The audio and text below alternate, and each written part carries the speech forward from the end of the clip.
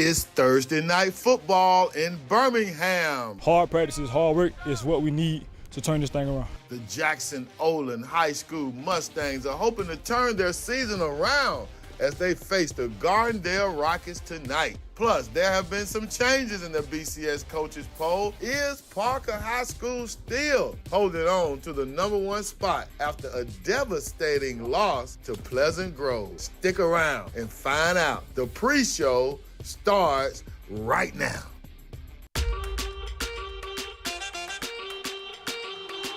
Live from Birmingham City Schools, you're watching BCS Under the Lights, the pregame show.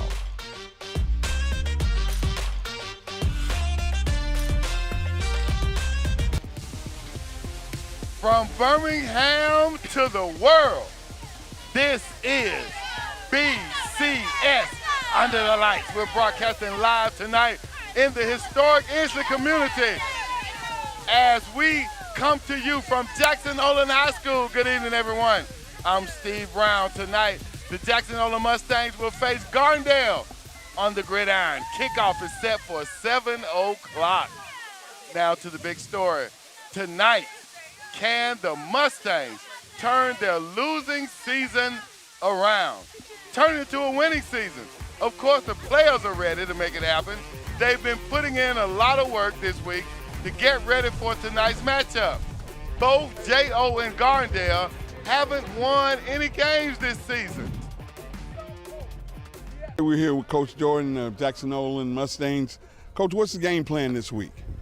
Game plan is just, make sure we get the ball to our guys, all our athletes. Just hopefully, we punch something in and hopefully our defense stops Gardendale. We see some things we can exploit. Okay, we're here with Jordan Spencer of Jackson-Olin. What's the game plan for this week? Come out hard, dominate. We win up front. We win the games. Have y'all been working on anything to get ready for Gardendale? Yes, sir. Been working on plays, working on pad blocking. We're here with Marcus Carver of Jackson-Olin. How can y'all turn this thing around this week? We can turn it around this week by hard working. We got to continue to execute at practice. Y'all been working on anything this week to turn it around? A lot of fundamentals to get back to the start, a lot of film study. Now to the big three.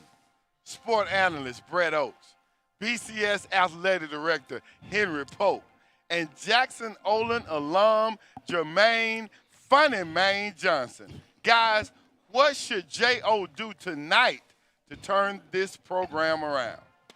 Well, just stay doing what they're doing, Steve. Just stay in their lane. Don't try to overdo anything.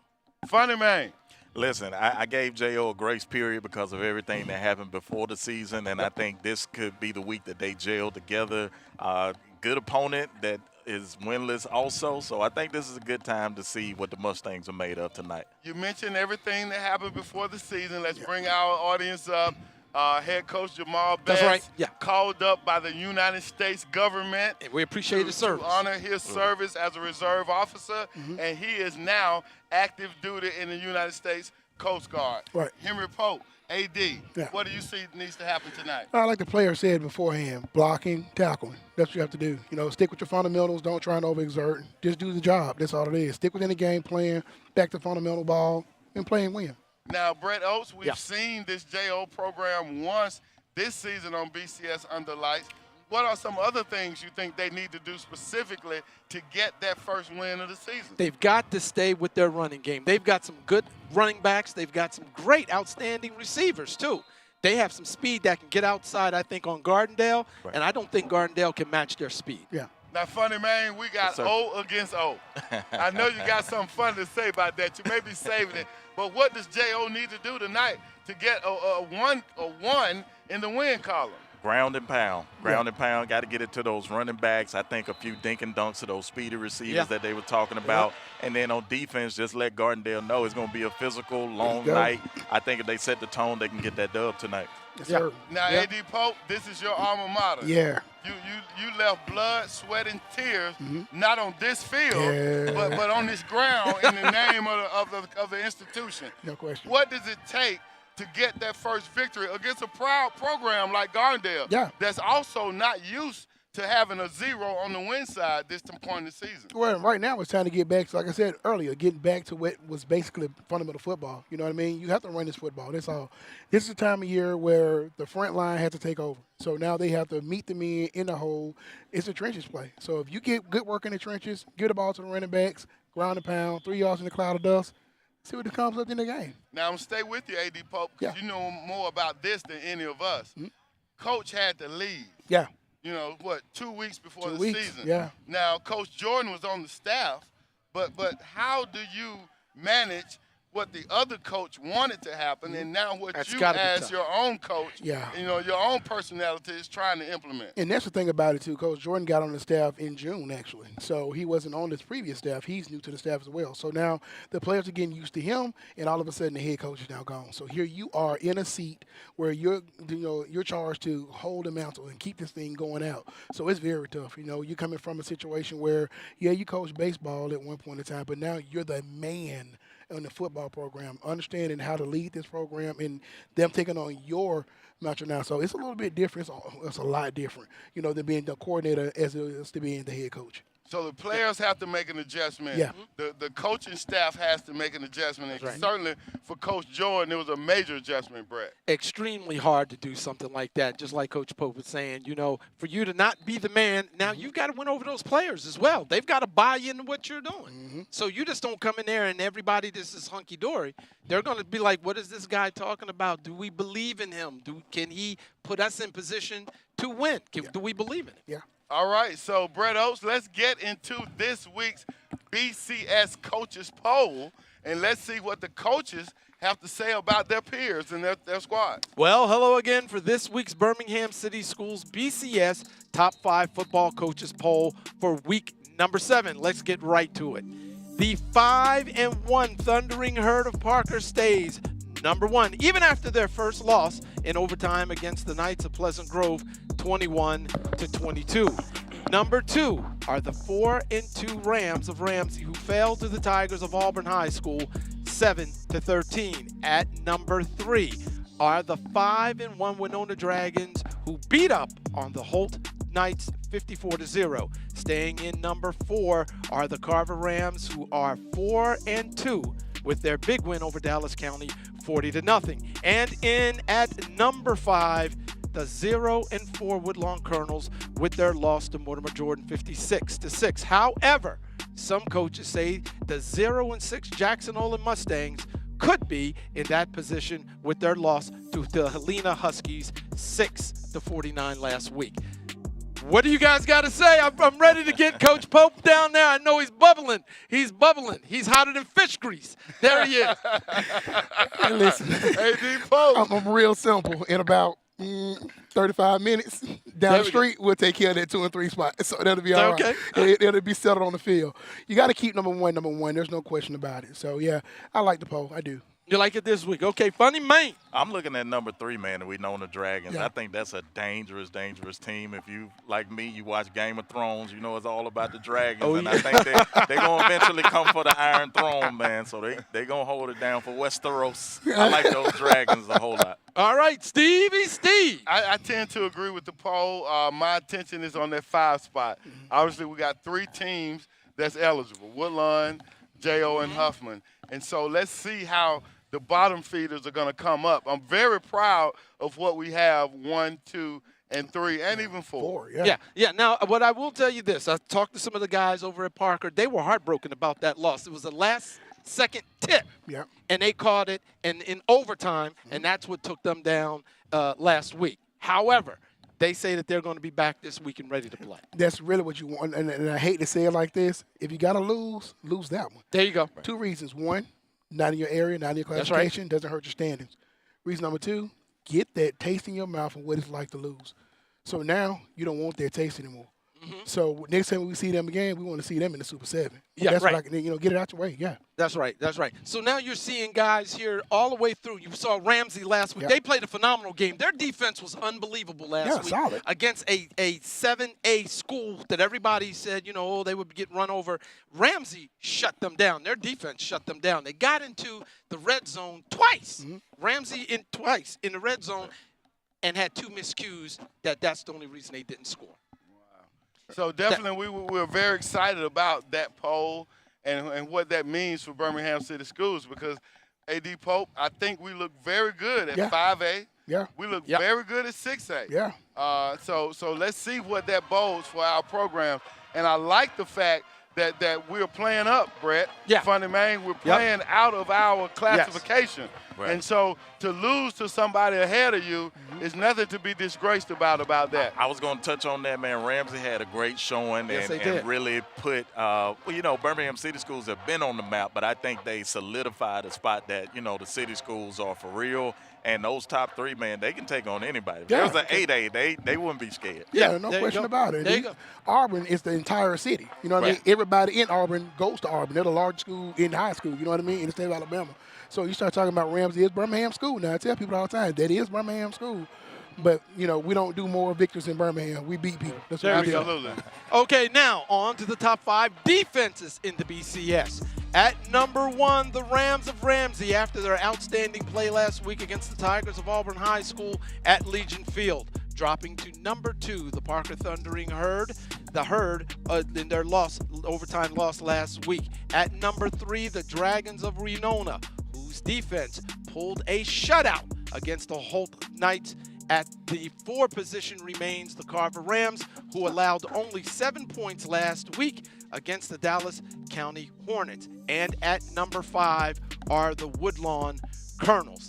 Panel, what do you think about that call on the defense? Now, my wife is a Ramsey grad, and I know we got a Ramsey grad up here, but I think we got to flip-flop and put Parker ahead of Ramsey. That's just my opinion because Parker, that front 7, man, they got a great combination of speed and size. And I think when they put it all together, like AD said, getting that loss and they don't want to be back there. I think they're going to come out hungry, and that Parker defense to me is going to come out on top. What do you have, Mr. Pope? AD Pope?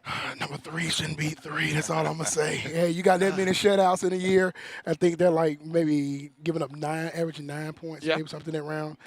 That's a solid defense that we know. It is, you know what I mean? And I think about quality of opponent. Don't think I'm not. I'm not considering that situation. But like I said, in about 35 minutes, we'll see what they're made of. What do you got, Stevie Steve? Well, absolutely. I agree with A.D. Pope, and I agree with Funny Man. I mean, Ramsey did a phenomenal job against a 7A opponent. They only gave up 2 field goals, and that touchdown was a result of a pick 6. That's right. So the defense has nothing to hang their heads about against Auburn. So kudos to Ramsey.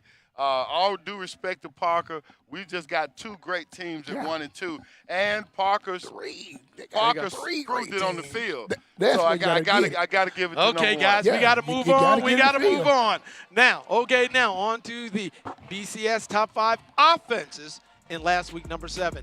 Number 1 are the Ramsey Rams, who moved the ball against the Auburn High School, but 2 miscues in the red zone cost the Rams. In at number 2 are the Winona Dragons, who put up 54 points last week. In at number 3, the Parker Thundering Herd. At number 4 are the Rams of Carver, who produced 40 against Dallas County. Now, Woodlawn Colonels will hold on to the number 5 spot this week. They scored. What do you guys? 3 through 5 is good. 3 through 5? And I'm out. Oh, no. 3 through 5 is good. I'll go ahead and say it, man. Ramsey, when I think about Ramsey, speed, and when they got a big field, they can stretch it out. But it's no coincidence that they had trouble inside the red zone with a shorter field. But Ramsey, definitely at the top. Well, guys, we got to speed it up. We got to get out of this. Okay, I got to go. I got a problem there, even though Ramsey only scored 7 offensive points last week. They should have run through Auburn. Come on. The coaches got to make a decision at Ramsey on who they want to lead that team. Yep. And if they do, they would have been undefeated for 2 years. No question. And I'm going to leave it at that. All right, well, that's it for this week's poll in the BCS Top 5. Now, go ahead, Brett. There you go. Now let's head inside to the gym where the Jackson-Olin for another fun pep rally. Everyone is hyped for tonight's game. The school also honored facility staff and who's breast cancer survivors. Let's learn at some of the big moments from the pep rally.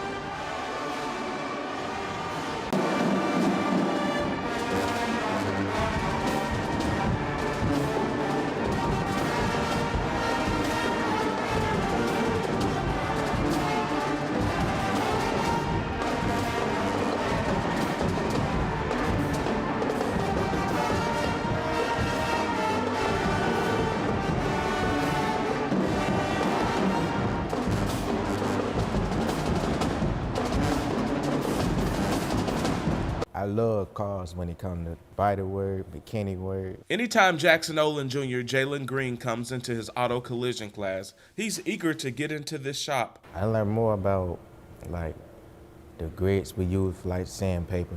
If you want to do like get it to like the bare metal. Student Stephen Benson has been in the class for 2 months as well.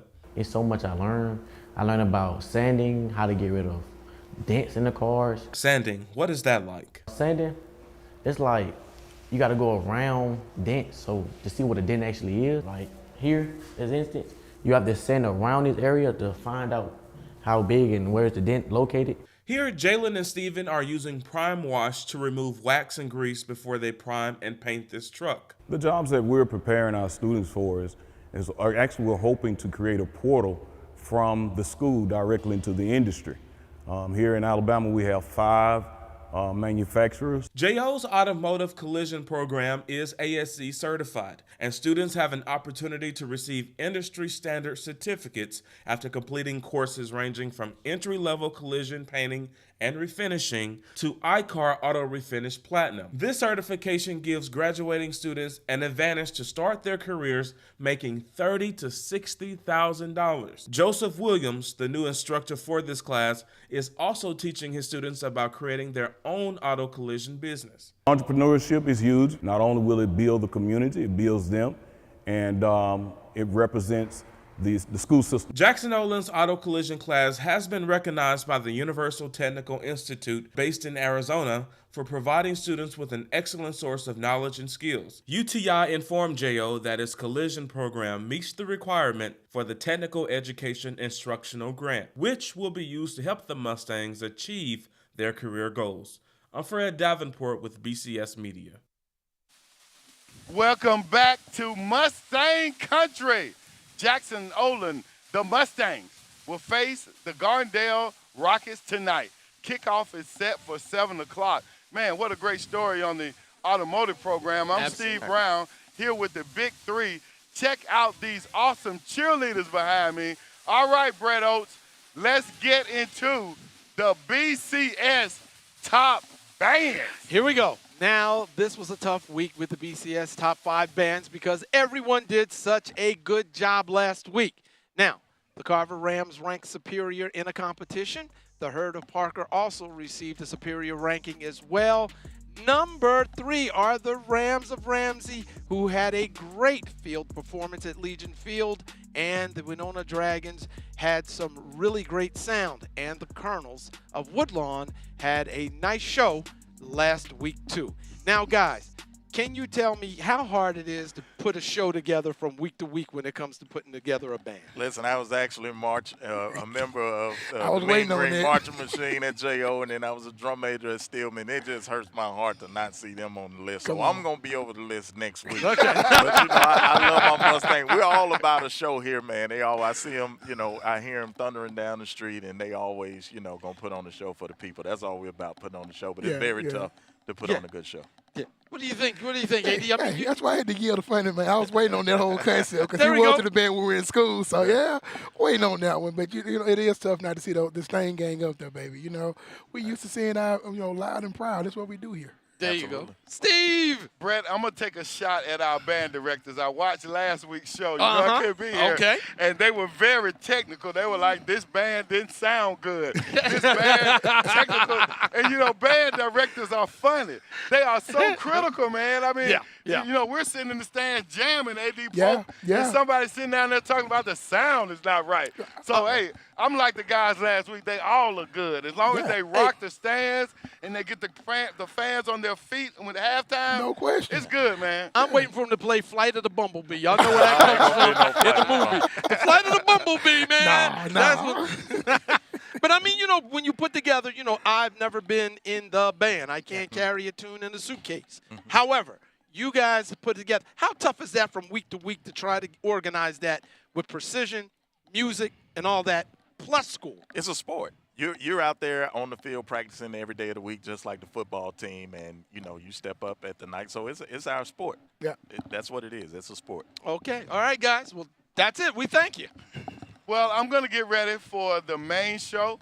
Brett Oates is going to continue with our pre-show coverage after this break.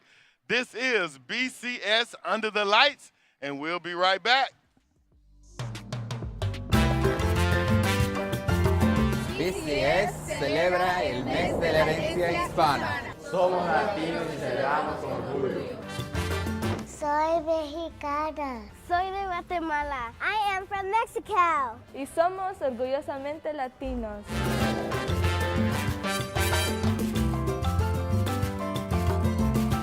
In BCS, we celebrate our culture. Nuestros logros. Diversity. Ser latinos. Nuestra herencia. Nuestra música. Celebramos con Pride. Somos latinos y somos unidos. Somos latinas and we're proud of our heritage. Feliz mes de la herencia hispana. BCS te desea un feliz mes de la herencia hispana.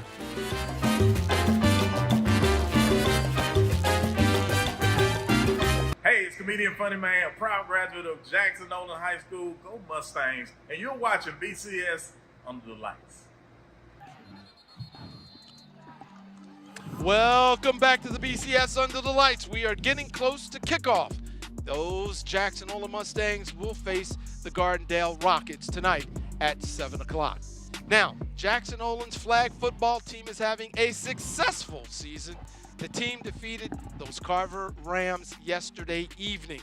Coach Lee Hall and his team are joining us live. Coach, what's leading to your success with this team? First of all, I'm Jeff Hill, leading to the success. There you go. Sorry, Coach. The kids are really working hard. They're really working hard this year. This is our second year with this program, and we're really coming around.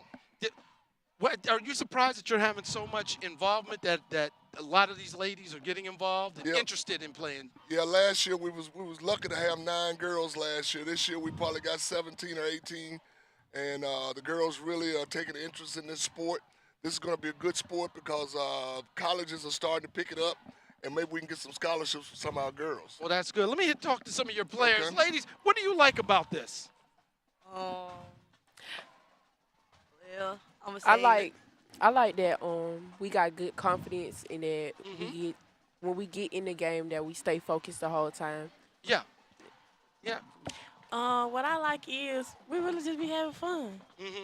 And it's fun to have fun with them because they always be having like real good vibes and stuff. Okay. Would you recommend this to pick up for any other young ladies that might be seeing you this year that were kind of hesitant about coming out? Yeah, they should come. Why? Tell them why. Because we got a better team this year and more teamwork. More teamwork? I say that like we focus, that we encourage people to come out here and have fun, enjoy doing a sport that you like to do. If you want to play football and you can't play real football, you can come out here and play flag football. Well, that's good. Coach, what do you tell the parents that might be a little hesitant to let their young ladies come out and play? I want the parents to know that this is a fun sport. This is a sport the kids can get a scholarship from, and but it's kind of intense. You got to be tough, and our girls are tough. We got some speed on the team this year, and we got some girls that can catch the ball. And we're doing a pretty good job of holding it together. Got a real good group of girls this year. Yeah. Have anybody start talking to any of you ladies about thinking about college and even playing this? This is the good part about it. Most of my girls are freshmen and sophomores. Oh, okay. I've got two seniors, but most of them are freshmen, sophomores, and juniors, and so we got a young team. Yeah. We have a young team. So, but I'm gonna be putting flyers out in the next year or two. Let them know who we got on our team and what our record is and what we're trying to do with our talent. All right, well, Coach, man, we really appreciate what you guys and ladies, thanks for coming on tonight. We're going to go ahead and we're going to continue. The pre-show continues after this break. How long have you been working on cars? Well, like I stated, I also have been working on cars since the age of 11. Since my dad had introduced it to me. Jackson-Olin High School junior Kamorian Osborne says his father taught him how to change tires, brake pads, and work on a car stereo system at a young age. He's now gaining more knowledge in the school's automotive academy. So far, we have learned all of the electricity stats that it would take that's powered a car. So like, we learned about the DVOM. That's the thing that you use to test the voltage of any any type of battery. Kamorian wants to become a mechanic for Mercedes someday. He and other Mustangs are going through rigorous automotive courses each year to be ready for the future. The students also have opportunities to partake in hands-on sessions in the school's mechanic shop. Good or bad? Mr. Reginald Presley, the automotive instructor, is leading the charge to help prepare these students for high-level paying jobs. When students graduate from Jackson-Olin, what type of jobs do they get the students who've been in this program? Most of our students go on to work at many of the local dealerships. We also have students to go to the Honda manufacturing plant. One of my favorite manufacturers is Mercedes. Students can also qualify for paid co-op opportunities while in high school. One thing that makes JO's automotive program unique is ASE certified. ASE stands for Automotive Service Excellence. It's a really big deal. Those credentials are very, very valuable when entering the industry. Like I said before, some of those jobs pay between $17 and $27 an hour. That's just going in the door. But if they have a certificate, it's a substantial amount more. Senior Tamaris Barker is another student in this academy. At first, I didn't know how to work on a car. I didn't know nothing about a car. Now I know a car from the back to the front. Tamarius hopes his new automotive skills will come in handy when he starts his trucking company in the future. I'm Fred Davenport with BCS Media. Hey, it's comedian Funny Man, proud graduate of Jackson-Olin High School. Go Mustangs. And you're watching BCS Under the Lights. It's National Hispanic Heritage Month here in Birmingham. The Birmingham City Schools celebrating the significant contributions Hispanic and Latino Americans have made in the United States, especially here in BCS. Joining us live is BCF ESL instructor Stephanie Bishop and 3 Jackson-Olin students. So tell us, what do we have here? Would you like to share with Tell me what you got here, ladies. Ladies, the food that you have here. Tell me what you got.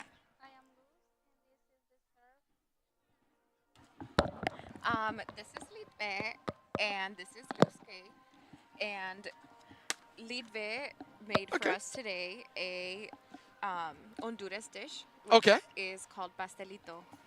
Do you want to tell us what's inside the pastelito? Is the rice, salsa, and the cheese. Okay. Yeah. So is this a dish that is a staple in Honduras? It is. It's a daily dish. It is a daily dish. Okay. All right. Can you tell me about the desserts that you have over here? Yeah, it's a dessert from Mexico. It's called bionico. Okay. And this is we use for birthday parties. Oh, okay. Oh, Ms. Bishop, how did you get involved in this and get them started to expand and let people know about these foods? The children have been doing a lot for Hispanic Heritage Month here at Jackson-Olin. And we did a potluck, and that's when they started to share a lot of their culture with JO. And these, they're homemade. The girls made them today.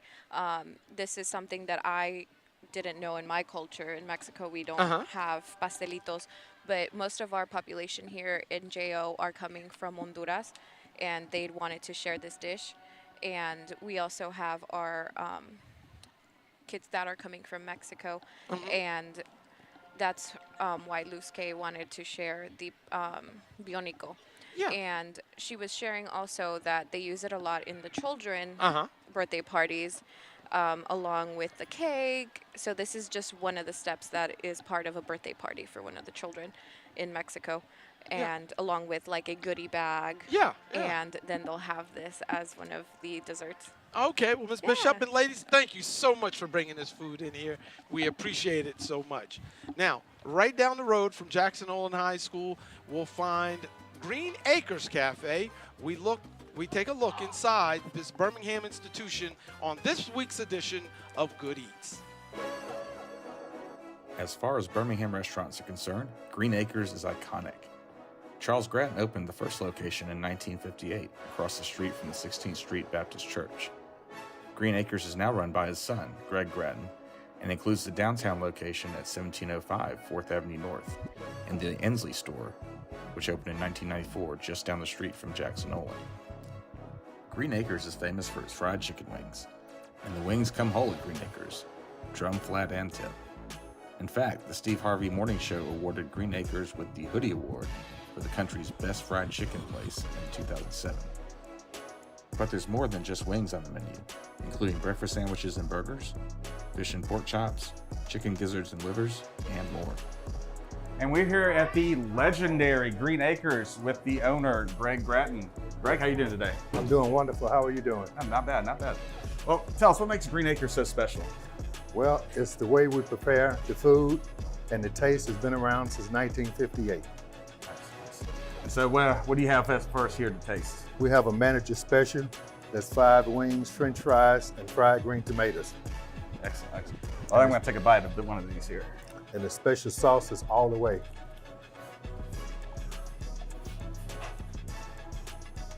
That's fresh. Well, if you don't know, now you know. Green Acres is the place to be.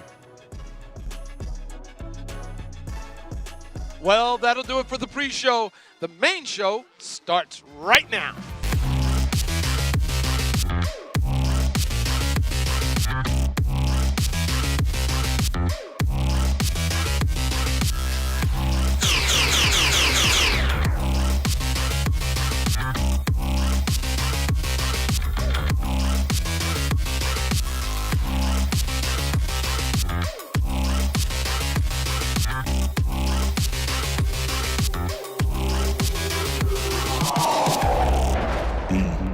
BCS, Under the Lights.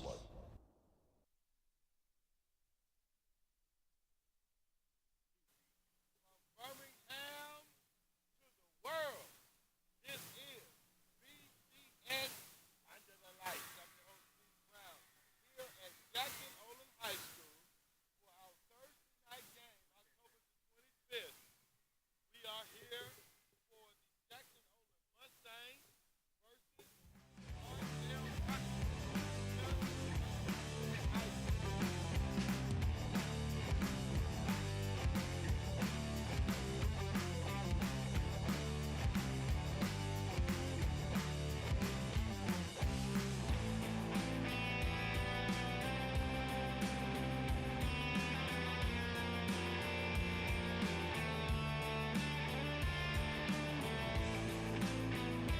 point and field goal sponsor, the American Federation of Teachers. Our extra point and field goal sponsor, the James Brown of Aflac Agency.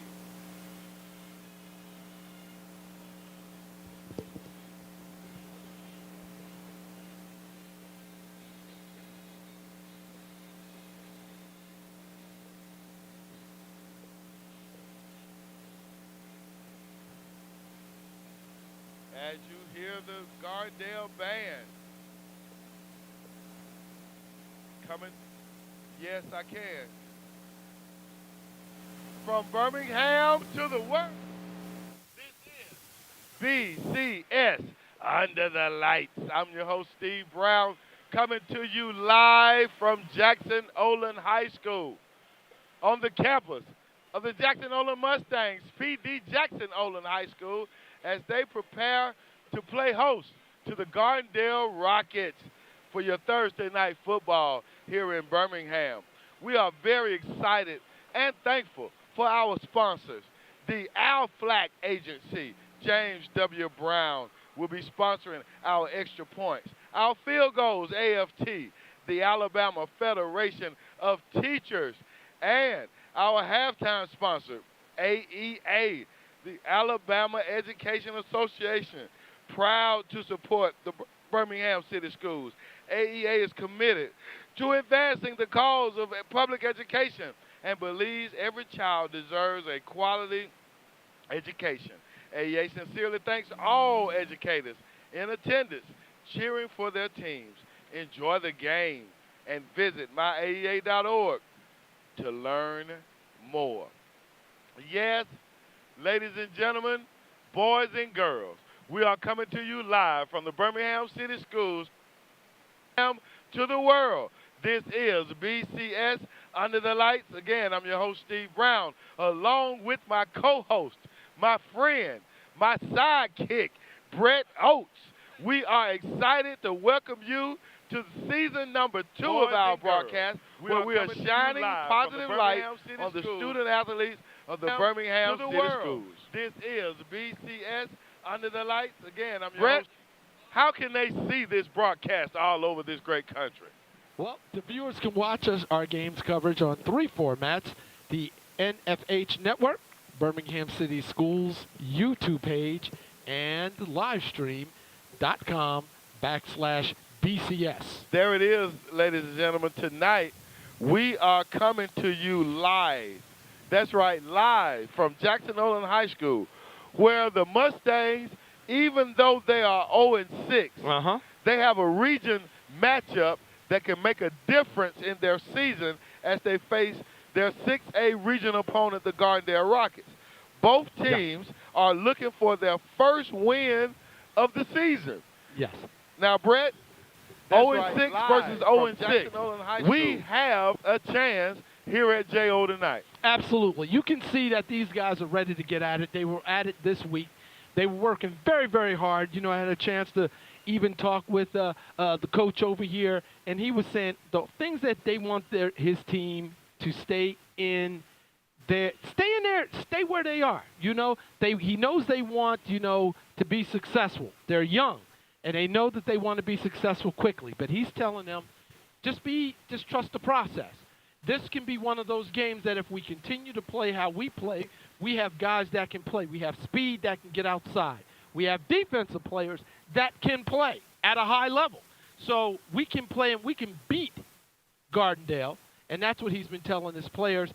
Just trust the process, trust your skills, trust what we're doing over here, and we'll be successful. And they think they can be successful tonight. And as we've already said, we are hoping that a win goes to the way of our Mustangs. Now, yes, we are neutral. We are unbiased broadcasters, but tonight is BCS versus the world. We don't have 2 BCS teams, so we are clearly partisan and pulling for our Jackson-Olin Mustangs. Now, we can't forget to send our thoughts and our heartfelt prayers to Coach Jamal Best, who is the head coach here at Jackson-Olin and who was called to serve our great nation, as he is a reserve officer in the U.S. Army. And a week before the season started, he was called up to serve our nation. So we send our thoughts, our prayers, and our commendations to Coach Best. Oh, absolutely. You know, we have to say thank you to his service, to Coach. You know, that's not easy to do. And that was a tough move, not only for him, but for the kids, because they've gravitated to him. They bought into him. Absolutely. But he has shown them that this is bigger than just him with his service to the United States. So stepping up is Coach Walter Jordan, interim head coach.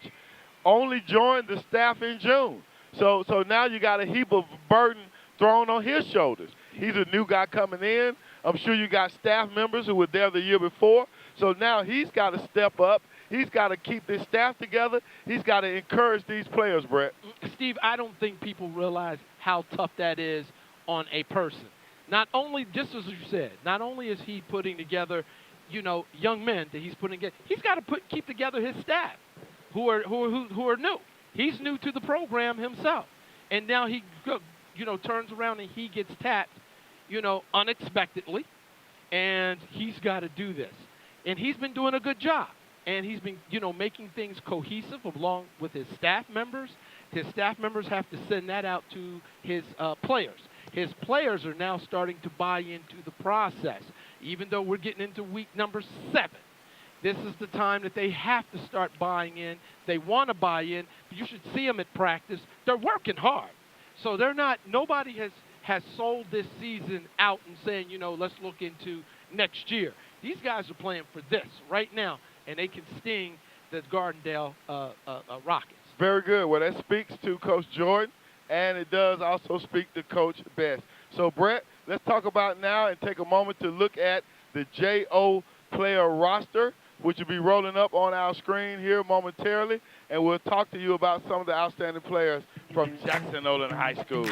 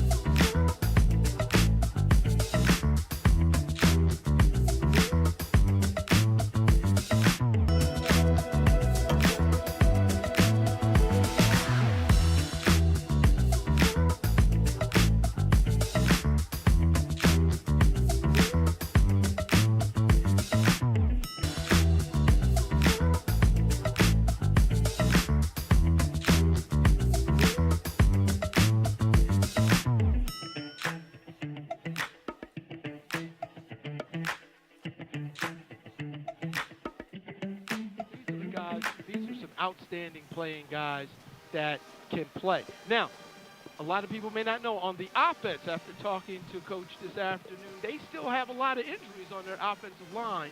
But he said what has impressed him most is that he has had several guys who have stepped up and said, Coach, I will step in. Where do you need me to play?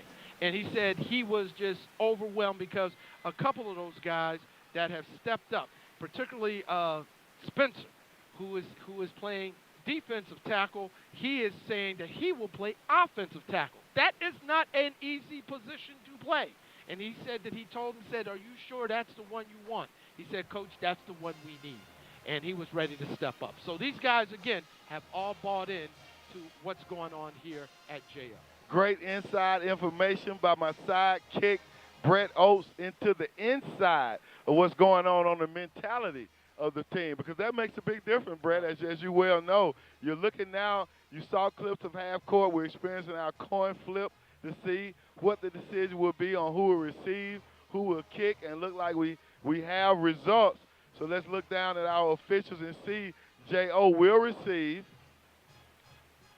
and they will get the ball first against the Rockets. Great commentary by Brett, and, you know, Brett, that speaks to Coach Jordan, that speaks to the assistants and Coach Best, that despite the record, these boys are like, Coach, here I am, send me. That's right. You know, here I am, Coach, put me in the game. That's right. And that's dedication to their team, to their school, as we get ready for our kickoff here at Jackson-Olin, P.D. Jackson. You know, we're going to talk about who P.D. Jackson was a little later, but P.D. Jackson-Olin High School here in the Inslee community of Birmingham, Alabama. Game of the week for BCS under the lights. Tonight, Brett, we are proud to announce that our game is brought to you by the Alabama Education Association, AFT, and James W. Brown District Sales of Aflac. AEA is our halftime sponsor, and Aflac and AFT are our field goal sponsors. Brett, talk a little bit about quickly what happened last week before we get into tonight's game. Well, Winona was one of the only two BCS teams to get a victory last week, beating Holt in a dominating fashion, 54-0. Now you had Carver that got back in the win column, dominating Dallas County, 40-7. Ramsey lost a heartbreaker to 7A Auburn, 7-13, and a shocker, Parker lost by 1 point to 5A Pleasant Grove, 21-22. Now note, Ramsey beat this same Pleasant Grove team 2 weeks earlier, 49-7. Well, Brett, you know, right. one thing we know about high school and even college, and, you know, really pro is the only place where this doesn't happen. If you don't come right, you're going to get beat. Yeah. You know, even pros, sometimes you get an upset by an 0-for team or one-win team if you don't come right. You can't take anybody, you know, for granted. And right. I'm not saying that's what Parker did, but Pleasant Grove is 5A. They're 6A. From what we know, Parker's a much better team than Pleasant Grove. By the way, Rams in palm of them. And that's just the way it goes. Yeah, you can tell. Hey, one thing you will always hear coaches will say, I don't care. You have your son plays football and he's a baseball player. Every coach, and you've heard this over the years, everyone can get got. That's right. So you don't come out here, and that's why we play it on the field and not on paper. That's right. So, when Parker went down last week, that was something. But what I will say is the game we covered last week, the Ramsey game, we would say that they beat Auburn. Auburn just had an outstanding Division I college kicker. Right. So what, 63-yarder? Oh, my gosh. And a 59-yarder? Yes. Man, we're going to follow that kid. Oh, he yeah. will be playing, like you said, D1. Well, we're ready for our kickoff. And after our kickoff, Brett is going to jump into our Scholar Athletes of the Week, as we always seek to highlight our students who are doing it exceedingly well off the field, because all of our players are doing it well both on and off. And we have our kickoff here at Jackson-Olin High School. It is bobbled, but picked up at about the 13, and he's brought down at the 15-yard line. Brett, let's talk about some of those Scholar Athletes. Man, here we go. Let's take a look at our Scholar Athletes of the Week, brought to you by Traditions Chicken. J.O.'s Isaiah Horton Jr. and Marcus Gardner. Number 55, lineman Isaiah Horton Jones has a 3.3 GPA and is an outstanding individual in the community. Also, at linebacker, number 23, Marcus Gardner has a 2.9 GPA. Both players are seniors, and salute our BCS football scholars who are doing it on the field and in the classroom. Congratulations to those Scholar Athletes, man. Outstanding. As we get ready for our first play of the night, Jackson-Olin lines up in the shotgun formation. Running back offset to the left. They toss it to him. He's pursued and brought down at the 10 for a loss of about 6 yards. Yeah, it looks about 6 yards. And that's the thing. If we can get J.O. to get outside, use their speed, if they can get around that corner, Steve, I think that they can outrun the Gardendale defenders. I think they can get big chunks. Absolutely. They look good donning the black on black with the green helmets, yellow face masks, and the bright yellow numbers for the Kelly and Gold Jackson-Olin Mustangs. They are ready to go, Steve. They are ready. As they line up. 11 minutes and 6 seconds and counting in this first quarter. Shotgun formation, quarterback run. No, another negative play.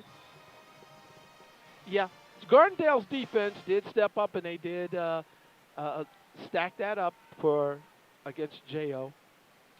Brett, I must admit that I was surprised, if only based on the history of the Gardendale program, that they too were winless at this point of the season.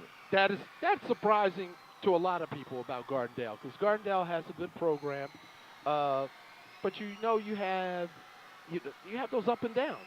Sometimes it's just those little things that can make you lose a game. Not that you have a bad team, just the ball takes the wrong bounce. Absolutely, and we sure hope that J.O. keeps them in the winless column tonight. Pass out into the flats, and he bounces it incomplete. Brings up a fourth down for the Mustangs. Yeah, he looked like he wasn't quite sure when he was throwing, getting in behind his ball, but he's a good quarterback. He can get this thing done. I think everybody's a little tight right now because everybody's looking for that first win right now. Absolutely, and both teams' hopes are high because their opponent is winless just like them. Brett, if our cameramen get a chance, if they could pan down to the 20-yard line back here in Gardendale. Oh, we have a block punt. My goodness, Brett, it goes out at the 17-yard line. Yeah, Gardendale put a lot of pressure on the punter, but it was lucky to get it away. Wow. And at least get it out to the 17. And I was slow to speak. I wanted to pan to the other 20 because we see down there our guy, the beloved Bam from Birmingham on our camera, who is recognized as Mr. BCS Athletics in my book, a guy that loves every program, supports every program. I think Bam said he has over 20-something championship wins because he supported so many guys from the BCS that have gone on to do great things. As we get back to action, we have a pass completed, and the receiver is still on his feet to get down to about the 8-yard line. Yeah, you saw that they sat back, that he had time. He was able to get it off to his wide receiver. He's a big, tall kid for Gardendale. He was able to get a couple of yards, but the defenders from J.O. stepped right in there. And they came out with a quick huddle and touchdown pass, Gardendale, for the first score of the game. That was, they did the old quickie, okay, got lined up, and I thought actually the defensive back was going to get his hand in there and break that ball up for J.O. Well, we have our first score, so Gardendale lines up for the extra point attempt, which is sponsored by the American Federation of Teachers. And it's good. And big shout out to James W. Brown of Aflac, the other sponsor of our extra points.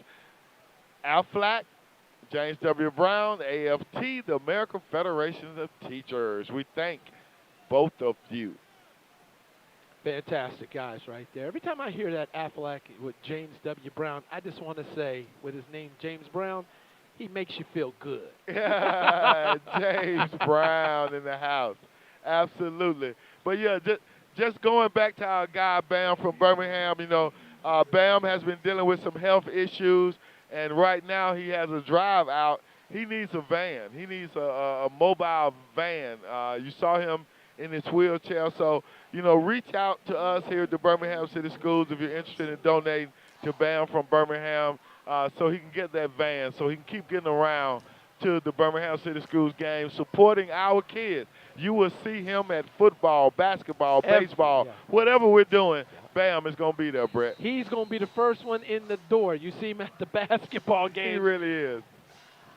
Kickoff has been put in the air. Caught at the 8, returning. He's trying to get to the wide side. He outruns 2. And he's brought down at about the 10-yard line. About the 10-yard line. I don't think he should have gone that far. It looked like he could have got a little better yardage going forward where he was. He was down there by the 10 in the corner.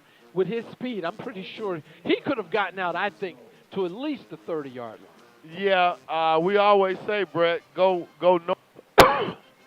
north and south rather than east and west. Yeah.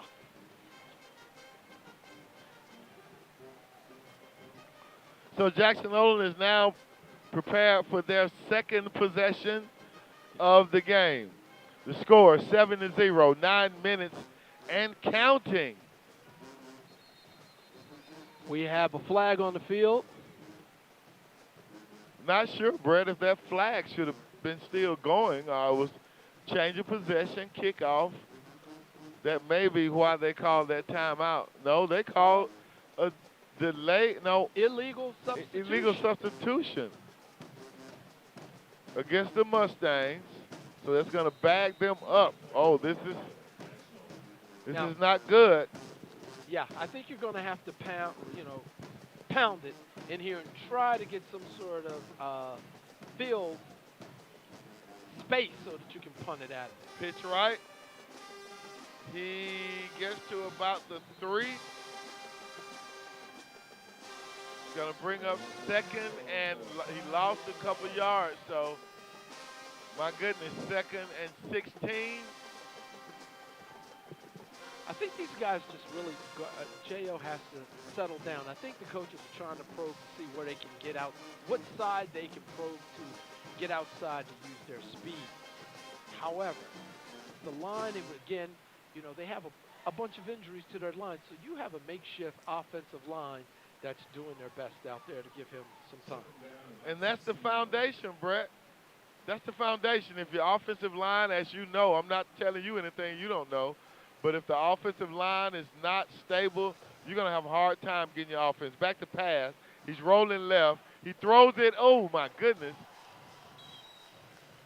It was I believe tight. That's a catch. Yes, he I caught believe it. that's a catch. First down, Mustangs. Great throw on faith by the quarterback. Oh, yeah, even better catch.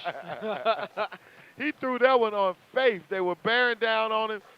He was throwing to a spot, and his receiver got there and brought it in. Yeah, now this is the break we're talking about. Now J.O. looks like that they're going to settle down and maybe play a little better right But now. actually, it was not first down, so it's going to bring up a 3rd and 1.5, 2. Quarterback run going left. Oh, hit, ball pops in the air. Did he get the first down? I think he may have made it. Looking at the spot by the Yes, official, he did. they're moving the chain. Good eye, Brett. Good eye. This is what you stay with.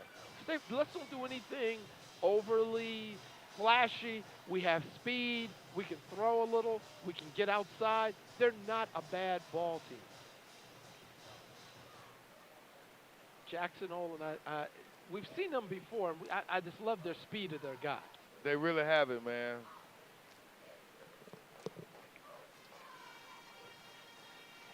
Twins to the left, single receiver right, H-back to the right. Man in motion, quick handoff. He goes around the right side. There he is. He's found some room. He could go. He's going. He's gone, Brett. I'm going to call it now. All the way. Touchdown. No flags. Jackson-Olin. No flags on the field. What do I say every day? Read the back of my jersey. Yes. Read my name. That's it. We've been saying all night, if Jackson-Olin can get outside with their speed, they can get around on Gardendale. You called it, Brett, and they just proved you legitimate. My man, I had no doubt.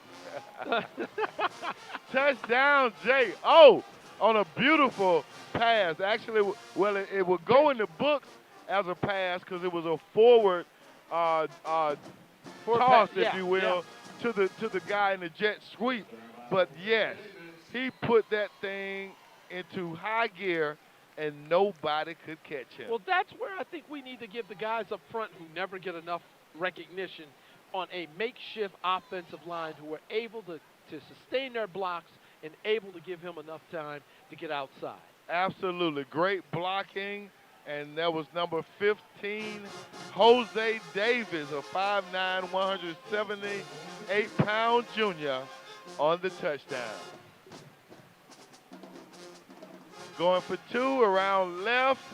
That was Aiden Moody forced out of bounds. So the score is 7-6. Gardendale with the 1-point lead here from Jackson-Olin High School with 6 minutes and 30 seconds remaining in the first quarter. We're going to take a quick break, throw it down to our guys in the truck, and we'll be right back. This is BCS Under the Lights. What's up, everybody? This is Mayor Randall Woodfin, and you are watching BCS Under the Lights, a production of Birmingham City Schools. Keep it locked.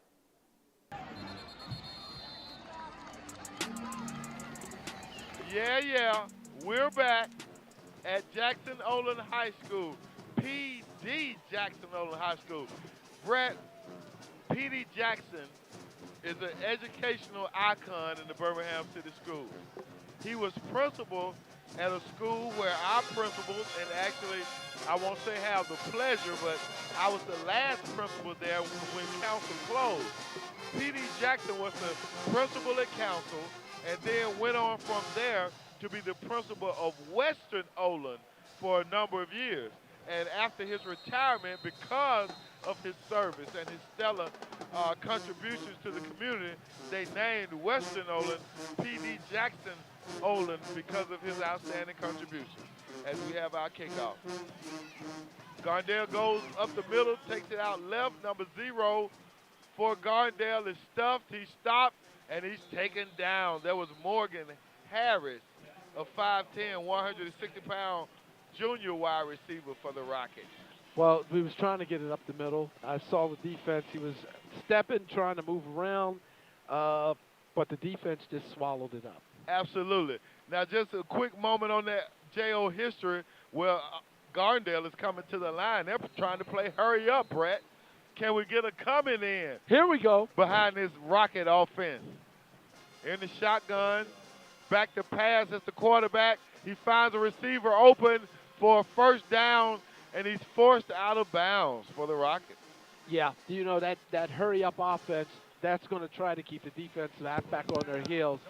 But I think J.O. can make the adjustment, and because they, again, on the defensive side of the ball, they're able to move very quickly.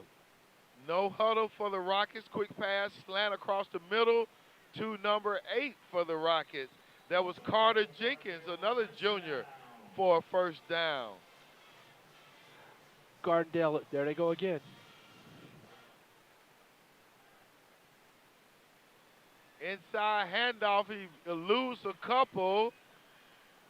That's Boogie Harris, the third. And Brett, he certainly boogied around those first 2 tacklers and made a miss. He certainly did. I thought he was going to be caught in the backfield. But he just stepped up, put that foot down into the turf, and got around him. Quick pass into the flats now. Gardendale is on the move. Another first down. Quarterback number 5, Mac Beeson, a junior. He is leading his team down the field. He is. They are calling these plays awfully quick. They're getting set up. Now you see timeout. Absolutely. J.O. had to say, hold up. Slow it down. Hold Slow up. it down. Hey, we're Mustangs, but hold on. We need a little bit of water. Give me some oats. Absolutely. As we're here at Jackson-Olin High School on PD Jackson-Olin High School, Thursday night football. We'll take a quick break, and we'll come right back. Look like our teams are getting ready. We'll be back. Hey, it's comedian Funny Man, a proud graduate of Jackson-Olin High School. Go Mustangs. And you're watching BCS Under the Lights.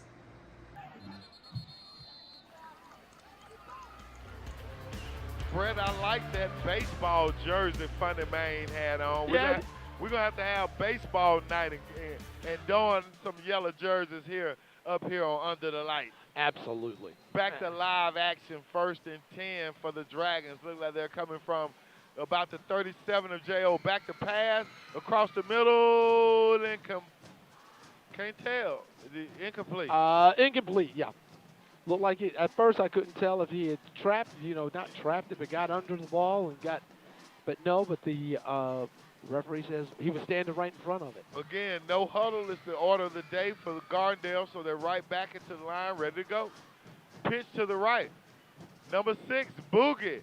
Boogie makes a move, breaks a tackle. Oh, my goodness. Boogie. Whoa, did you see that? He stepped in, stepped out, tried to get out of there. However, the defense of the Mustangs did pull him out of bounds around the 11-yard line.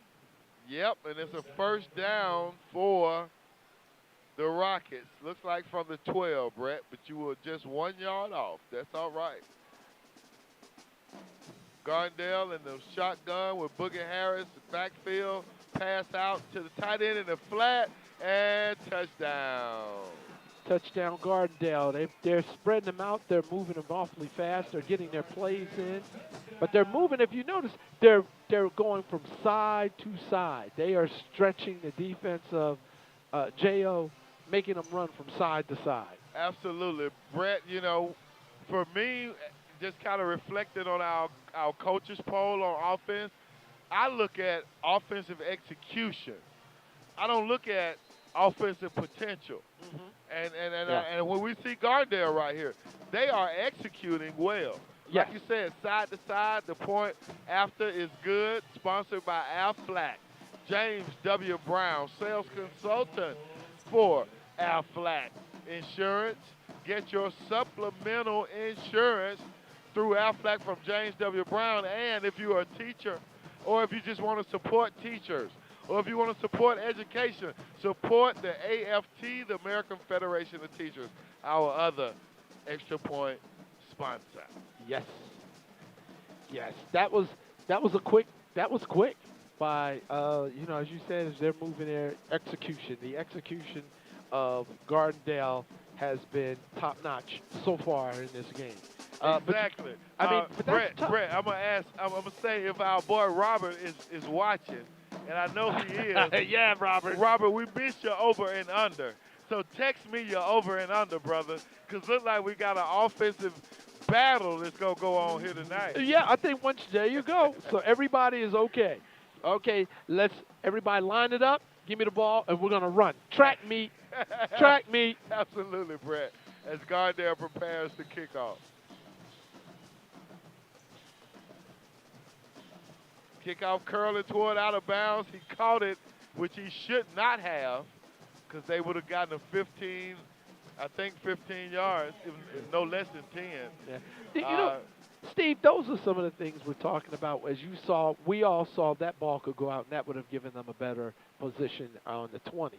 I think guys are just trying to do too much, trying to make that extra play, which we see they're putting in effort. But some things you've got to think about and let those things, let the rules work for you. Absolutely. And to your point, every possession for the Mustangs have been inside the 20 to this point in the game, even though they're only one score down. So that would have given them better field position on that play. Well, the Mustangs prepare to put their offense in gear. Number 17 looks real good out there, Brett. Rashad Dorsey, 6'4", 206-pound receiver. Let's see if they're going to get him involved. Low snap, quarterback under duress, and he has to throw it away. Smart play. Smart play. Well, I got to say this first to Brother Dorsey. When you see your quarterback in trouble, absolutely, you can't keep running the go route. Yeah, you got to come back. You got to help him out. Baby. And he got to help him. He didn't help him out. He learned, and I'm pretty sure that's going to be a discussion on the sideline and in that huddle. And he is a junior, so even though we would want him to know that by now, he's got time to learn it. Oh, he just learned it. Trust me. Oh, he's learned it right now. So Coach Best is texting from whatever, what do we call it, Army base he's on. Yeah. To make sure this kid knows to come back to our QB. Second down for the Mustangs. Quick pass on a slant. Oh, my goodness. Oh, my goodness. He shoestring tackles him. He was off to the races again. That was number 8. J.T. Taylor. That's my guy. Jeremiah Taylor, one of my former basketball players from Brown Elementary when I was principal and coach there. Go ahead, JT. Oh, there's a yellow flag on the field. There is a yellow flag. You know, Brett, I gotta talk about my kids now. Oh, I got absolutely. to. So, listening audience, forgive me, but I love my children. Those who have played for me, those who have been in school and matriculated under my leadership as principal. Jeremiah Taylor is one of them. But I also take a moment to mention a guy, Brett, that you poured into. One of our baseball guys, Lamarius Bird, former quarterback at J.O. last year, as you know, accepted a scholarship to Talladega in baseball. There you go. So excited that Lamarius is taking his skills to the next level. And that's what you want to see, these guys get opportunities on every opportunity in every sport. Absolutely.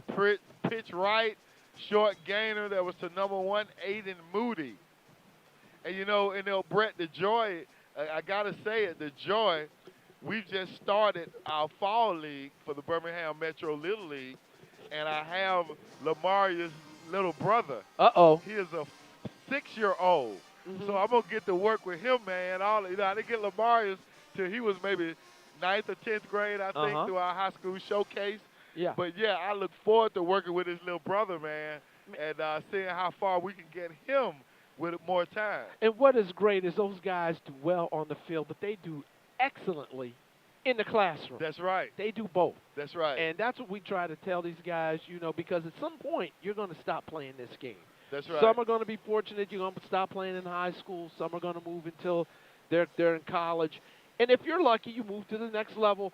But at some point, you are going to have to stop playing this game and have to, you know, be somebody in society and contribute. Absolutely. Third down, or no, it's second and about, 18 for the Mustangs. Deep again in their own territory. Inside handoff. Gains about 3 and another flag. Here comes another flag. It looks like that's going to be in a holding area. I hope, though, it's a face mask, but you're right. It's more than likely holding. But, yeah, Brett, we're excited. We have a little over 40 kids, man, between T-ball up to 12U that have signed up for fall baseball.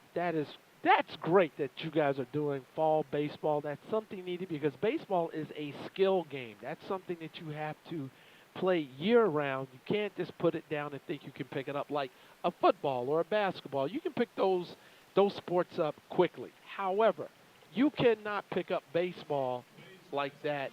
That is a skill game, and those skills that you have to learn as you get older. If there's levels to this thing that get level, because we get kids to come out like, hey, I want to start playing baseball in the 10th grade, and I like, hey, have you ever played before? And they're like, no. And I'm like, this might not be for you, because these guys are throwing that ball at high velocity. Absolutely. So J.O. now gets a first down. 1st and 10 from about the 21. We've got movement. The Rockets are shifting and priming. Shotgun for the Mustangs. Back to pass he is. He pumps and he runs. He breaks 2 tackles. Oh, my goodness. Eludes the third. But he's brought down. Brings up 2nd and about 4. Oh, he put his foot down and he danced back and forth. I thought he was down at one point. And he ducked one of the defenders of Gardendale. He got like maybe another 2 or 3 yards. Absolutely. That's quarterback number 6, Q Davis, for the Mustangs, a 5'11", 181-pound junior. I don't know if you've noticed, Brett, but a lot of juniors for that J.O. team. I imagine Coach Best is licking his chops to get back next year and get his boys where he wants them to be. Oh, yeah. When you have this young of a team, these guys are getting experience. 2nd down now for the Mustangs in the shotgun. Handoff up the middle. He's hit. He goes forward. That was a good drive. His legs kept driving right up the middle. Again, for a makeshift offensive line, they're not doing a bad job. They're moving guys out of the way. Guys are picking those holes, and J.O. is moving. There's a first down for you. Absolutely. First down, J.O. And, Coach Vakakis, who has been away from J.O., this is 2nd season away. There was some talent that followed Coach Vakakis. Yeah. I don't know how much, but I do know the top 2 running backs at Spain Park would be the top 2 running backs right here at J.O. right now, because they too are some of my former boys, the Shanks brothers, who played with JT, and were here at J.O., and the opportunity availed itself. They've moved, and they are now getting it done at Spain Park. So, that happens when coaches leave as J.O. drops back, and we have a quarterback. No, he's not sacked. Yes, he is now. He fought as hard as he could, but they brought him down. Yeah, I thought he actually was going to spin out of that and get away outside, but the defensive of Gardendale, they had too much of a good grip on him. Absolutely, but as I was saying, in no way implying anything nefarious, but we know with the transfer rule and the Alabama High School Athletic Association is quite liberal, and as long as a child has moved or has a legitimate transfer, they're okay. But, two of our former players, 2 of my former guys, are doing quite well at Spain Park as they follow their coach, Coach Vakakis. As we come to the end of the first quarter, the score here is 14-6. The Gardendale Rockets leading the Mustangs from Jackson-Olin. We're going to take a break, and we'll be right back. This is BCS Under the Lights.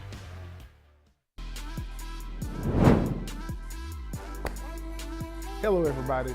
This is Jason Meadows, board member for District 9, and you're watching BCS Under the Lights.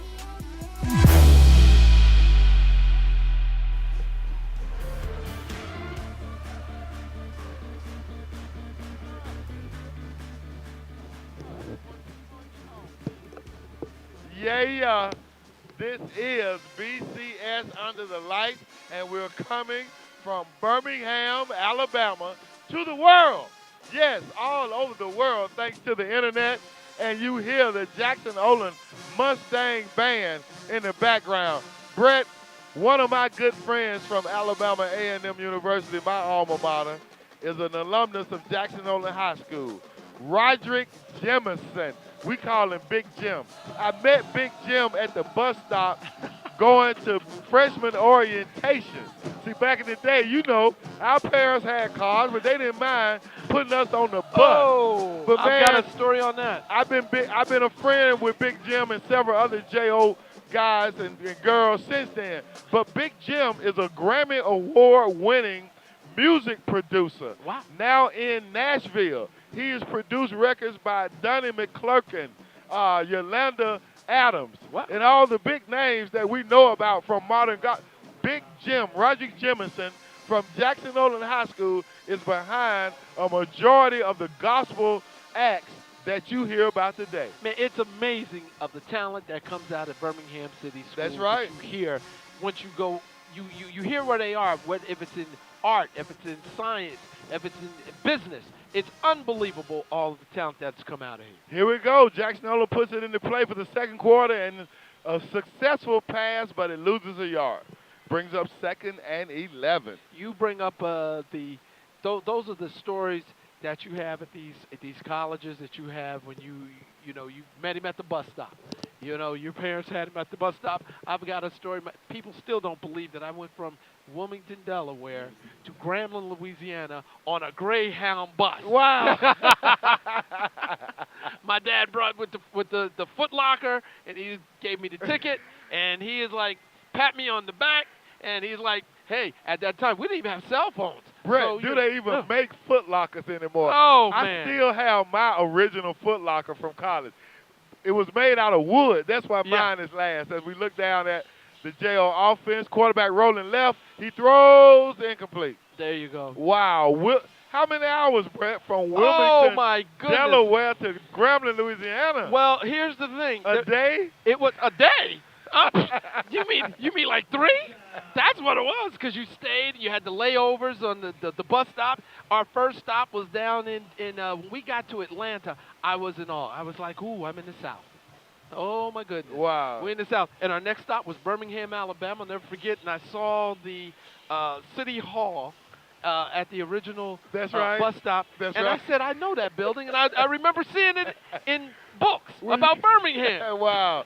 The punt is underway, a short punt, and it hits at about the 27, bounces around, and it is down at about the 27 or 26. Wow, Yeah. Brett.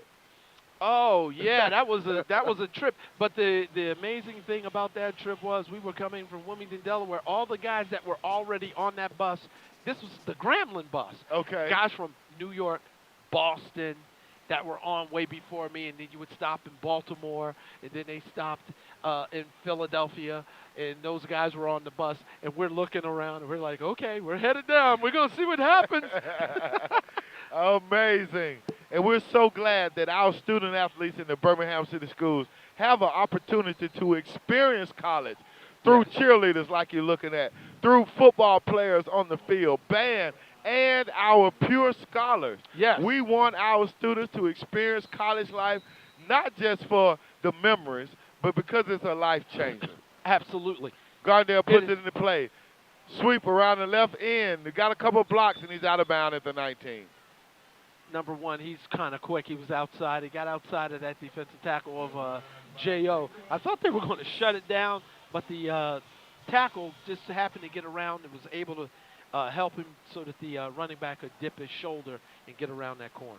10 minutes and 34 seconds remaining. Pass over the middle. Touchdown. He held on. He held on, and he's marking him down at the 1 inch line. Yes. And Gardendale is hurrying it up. They're not pausing. They're not waiting. They're at the line of scrimmage. Quarterback sneak. Touchdown. He leans in, gets the Gardendale. Yes. He took a blow. He did. And like you said, he held on to the ball. Yeah, I thought he was going to be separated, Steve. When I saw that shot, I just knew he was going to cough that ball up. But I give a big shout out to the Gardendale staff and the players. They didn't argue. They didn't dispute. They got to the line and said, okay, no touchdown, here we go. Yes. You know, they ran their play. I like that. I'm not a big – I mean, Brett, have you ever seen a call overturned based on a coach's disagreement? Not since I've been watching. In any sport. So I just never got into that as a coach, man. It does no good to show up your officials. They made the call. Yeah, and if they blew the call, they know they blew the call. Absolutely. That extra point was sponsored by the American Federation of Teachers. Teachers coming together to make sure schools follow policy, schools keep children first, and schools are equitable in the dispensation of authority to our teachers. And also, AFLAC, the James W. Brown District Sales Agency of AFLAC. Give them a call, 205-945-1130. No, we are not related, so there is no conflict of interest. I know James Brown. He's a good man. I will advocate for him to follow and call out to him at AFLAC if you need supplemental insurance. That's a good one. 21-6 is our score. 10 minutes and 28 seconds remaining in the first half from PD Jackson-Olin High School. Short kick, fielded at the 12. He's looking, he's trying to find a hole. He found one, he's going, and he's brought down at the 38-yard line. That was a great return, the way that he read his blocks. He came up, he made a good turn, came across field, and he came up about 20 yards. Jose Dave, another junior for the Mustangs. Jose Davis, we've called his name before. He does a good job. He's a good runner. He reads. He's a good talent. Absolutely. J.O. Now, one of the things, Brett, that I have not mentioned, and I fought myself, but as we move forward, you know, Brett, we haven't acknowledged the schools that have been absorbed into our current schools. So as I was preparing notes today, I had to give credit and acknowledgement to Inslee High School, which now has been absorbed into J.O. Glenn High School has been partially absorbed into J.O. as we see a running play by the Mustangs, gains about 5 yards. That's Aiden Moody, another junior for the Mustangs, gaining about 6 yards. But yeah, Inslee was consolidated into Jackson-Olin once Inslee High School closed. The formidable Glenn High School, too, that zone was merged into J.O. So as we move forward, we're going to incorporate history from those institutions and the institutions of our other Birmingham City schools as Aiden gets loose and gets the first down for the Mustangs. Very nice move, handoff over the tackle as he went over the left side. Nice footwork. You saw he eluded some of the defenders and got a nice gain. First down for the Mustangs. And, you know, Brett, to that point, when we talk Winona, we've got Jones Valley High School that merged. You know, Sam Shade spent his freshman year at Jones Valley. Then when it was closed, he went to Winona High School. We got a little of the old West End High School in Winona and Parker zone as we see the Mustangs go up the middle for a short gain of 2. Parker has not only West End incorporated into their zone, which ironically was their huge rival. I don't know if you remember when we did the Parker J.O. game, Brother Sparks was there proudly with his West End Lions jersey yes, he on, was. even though his nephew is at Parker, because that zone is incorporated. But Parker also includes the old Auburn High School, which outstanding ABA and NBA player Larry Keenan came from Auburn High School. Tremendous player back in the 70s for the ABA and NBA. When we talk Carver, we can't forget about Phillips High School that was merged into that. And lastly, when we go to Woodlawn, we cannot forget about Hayes as we look at Jackson-Olin passing it, and it is incomplete. So I'm going to make it an effort, Brett, to make sure that we bring the great history from those schools on the table when we talk about our current BCS High School on Under the Lights. Very interesting. That was a great history lesson. I did not know that, all of those schools that you were talking about. It was before I got to Birmingham, but I know about those schools. I still hear people that talk about the alumni are still very active at a lot of those schools, even though some of them are no longer in existence. Absolutely. Oh, yeah, the Parker-West End rivalry was quite one, as the J.O. Inslee rivalry. You know, right here, walking distance, kids went to elementary, middle school together, and they were facing off on the field. J.O. rolls to the right, pass in the flat, complete on third down. Does he get it? No, look like they're marking him about a yard short to my guy, J.T. Taylor. I think he got it. I think they're going to move him. Yes, they did. Great spot. We thank you. You know, as we talk about Inslee High School, Cornelius Bennett, phenomenal Alabama linebacker, outstanding pro linebacker, all-pro with the Buffalo Bills, 3 times to the Super Bowl. Inslee High School alum. He went to Inslee High School. Absolutely, I thought he went to J.O. No, he was an Inslee High School guy. Biscuit was his name. I can't mention Biscuit without mentioning one of my best friends, Demetrius Carr, who is his best friend.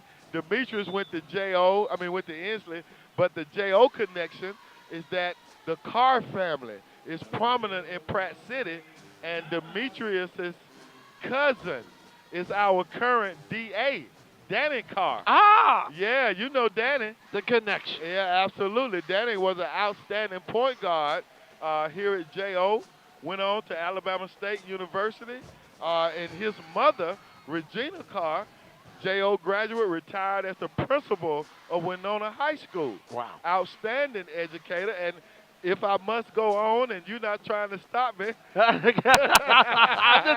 listening. And I know the Carr family don't want to stop me. I would be remiss if I did not recognize my fraternity brother and friend, Jose Carr, the most, in my opinion, one of the top 5 jazz musicians to ever come out of Birmingham, an outstanding trumpeter, Jose Carr, who was band director at Bush Middle School, served as band director here at J.O. for a minute before he retired, went to Alabama State, a phenomenal, internationally known jazz musician currently, Jose Daniel Carr. Well, Winona, we're coming out of a Winona timeout. J.O. timeout. Well, J.O. Because Winona, you got me so Winona, the J.O. timeout. Absolutely. Here with 6 minutes and 30 seconds to go in the first half. J.O. in the shotgun. Running back offset to the left. Quick pass. It's like a bubble screen. Breaks a few tackles, but brought down after a gain of 3. Nice shot right there. I thought he was going to get a little bit outside, but he didn't. They closed in on him. Nice footwork. And, I mean, if you watch those guys once you get in their hands, they are so shifty. They are so quick that if you, as you've seen, we've seen the track meet with J.O., if you just miss them, you just give them a little sliver of daylight, they are gone. Exactly. So I hope the Rockets are not comfortable with this lead they have, because the Mustangs are dangerous, and we expect them to explode pretty soon. With J.O. in the Rockets into the field, and here we go, outside. And off up the middle to Aiden. Aiden finds a crease. He's going. There's that speed my guy Brett was talking about. There is track meet. Read his name. Hey, there you go. Read my name. You can read the bottom of my shoes that say, "Hi, Mom." But that's what you put on the bottom of your shoes when you... Absolutely. Aiden Moody, 6'1", 183, junior for the Mustangs. Another junior. That's all right, Mustangs. You're taking your lumps, but if you stick in there, you're going to be all right in the future, I believe. Oh, yeah. Mustangs are driving. Handoff. No, fake the handoff. Quarterback keeper. No gain. He saw something. He saw they could get away, but the defender just gave him a shoestring tackle, stopping the quarterback for J.O.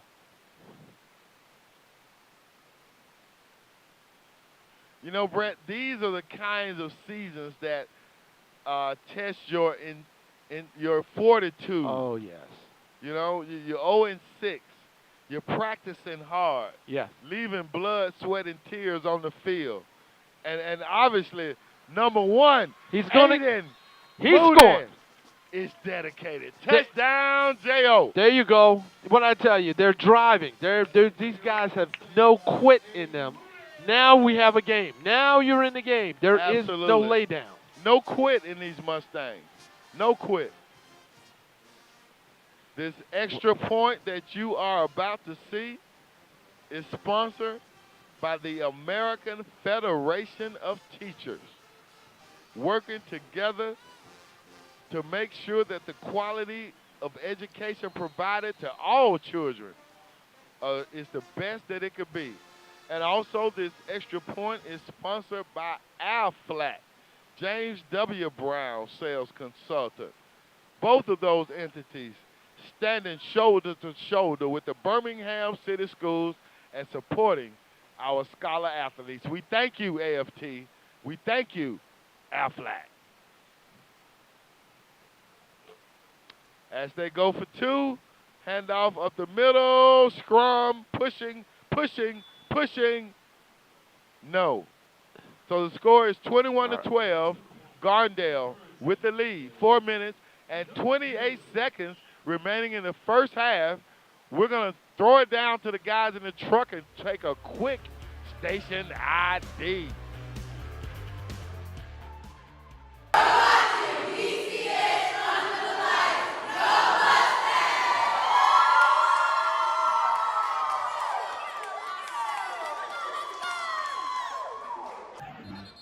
Oh, J.O. where legends are made. Legends. Legends like David Palmer. What they call him, Papa Cherry. They call him the Deuce at That's Alabama. right.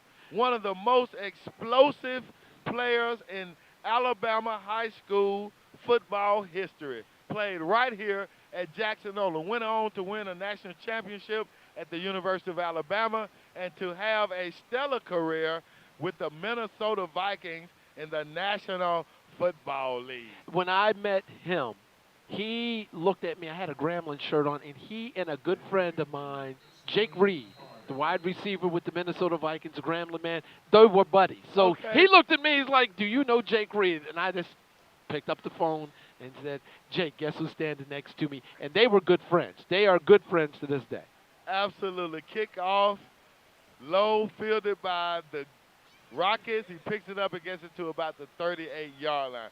Oh, yeah, Jake Reed was an outstanding receiver for your alma mater and did a great job at the Minnesota Vikings, one of those stellar HBCU players that continue to show the world that there is good football at HBCU. Oh, phenomenal football at HBCUs. Matter of fact, Jake Reed was brought in to Grambling to play defensive end. Wow. Eddie Robinson saw him run and told him, give him another jersey. Give him another colored jersey. And that's how he became a wide receiver. We've got a penalty marker on the field. Not sure. Was it offsides? Was it illegal procedure? Has it been a timeout? Not sure. Yes, it was a timeout on the field. So we'll take a quick break here. We'll hold it right here. Brett, go ahead and talk to us a little more about Jake Reed. Now, my wonder is Jake Reed related to Matthew Reed, the former Grambling quarterback? No relation. No and relation. I asked that because Matthew, as some of our audience may know, was the quarterback of the Birmingham Vulcans. I want to say about 1974. Matthew Reed was maybe 2 quarterbacks before Doug Williams, who I'm sure everybody knows about. And who's a Grambling man? Was a Grambling man. Yeah. And, Coach Eddie Robinson at Grambling put out outstanding athletes for so many years. Yeah. A lot of them didn't get a chance to show their wares in the NFL, but so many did. Yeah, they did. But at the position of quarterback, there were stereotypes. There were preconceived notions that, thank God, today don't exist. That now have the door open to all these guys. If you can play, you're going to play. That's right. James Shaq Harris, who was the first starting quarterback with the Rams, Grambling guy. Absolutely. There you go. He is a great guy. I talked to James periodically down at the Bayou Classic. Oh, really? Open pass down the sideline for the Rockets. I thought he stepped out, and yes, yeah, he did stepped at out. the 26-yard line. Well, Brett, I got to say, next time you speak to Shaq, tell Shaq that your broadcast partner is the cousin of one of his centers, Andrew Jackson, who's see the also connection. in the Grambling Hall of Fame. That's what. Here's the pass for you. And he eludes. No, he's fumble! Picked up by the Mustangs. And he's got open field ahead of him. He stumbles. We got a flag, but he's brought down. At least it wasn't called dead. So Jackson-Olin should retain possession. The turnover that was needed. It looks like that the penalty, the official was standing at the 35.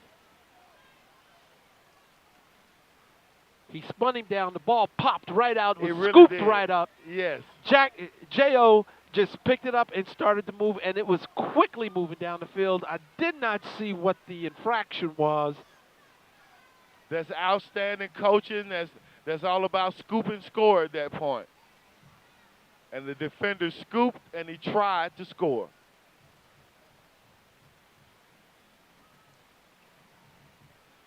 So it looks like a block in the back, 15 yards from the foul, spot of the foul, but J.O. will retain possession. Yeah, that was uncalled for, a block in the back. He was clearly away from that play. He was. You know, those things, I know you're trying, but don't hurt your team doing those kinds of things. So J.O. will put it in play with 3 minutes and 57 seconds remaining in the first half as we get ready for what's going to be an exciting halftime show here from P.D. Jackson-Olin High School.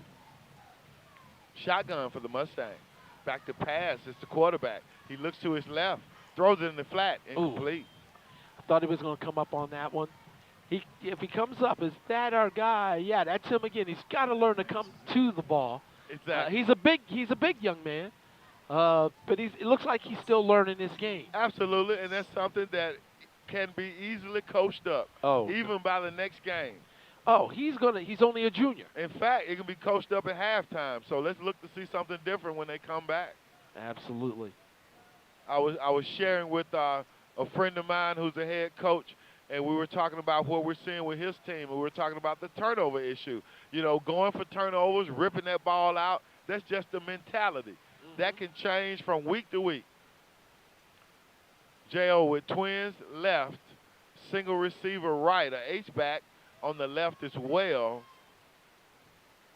Running back offset to the right, J.O. back to pass, looking left under pressure, opening, he's running, breaks one tackle, eludes another, and is out of bounds, just shy of the first down by about a yard. Going to bring up 3rd and short.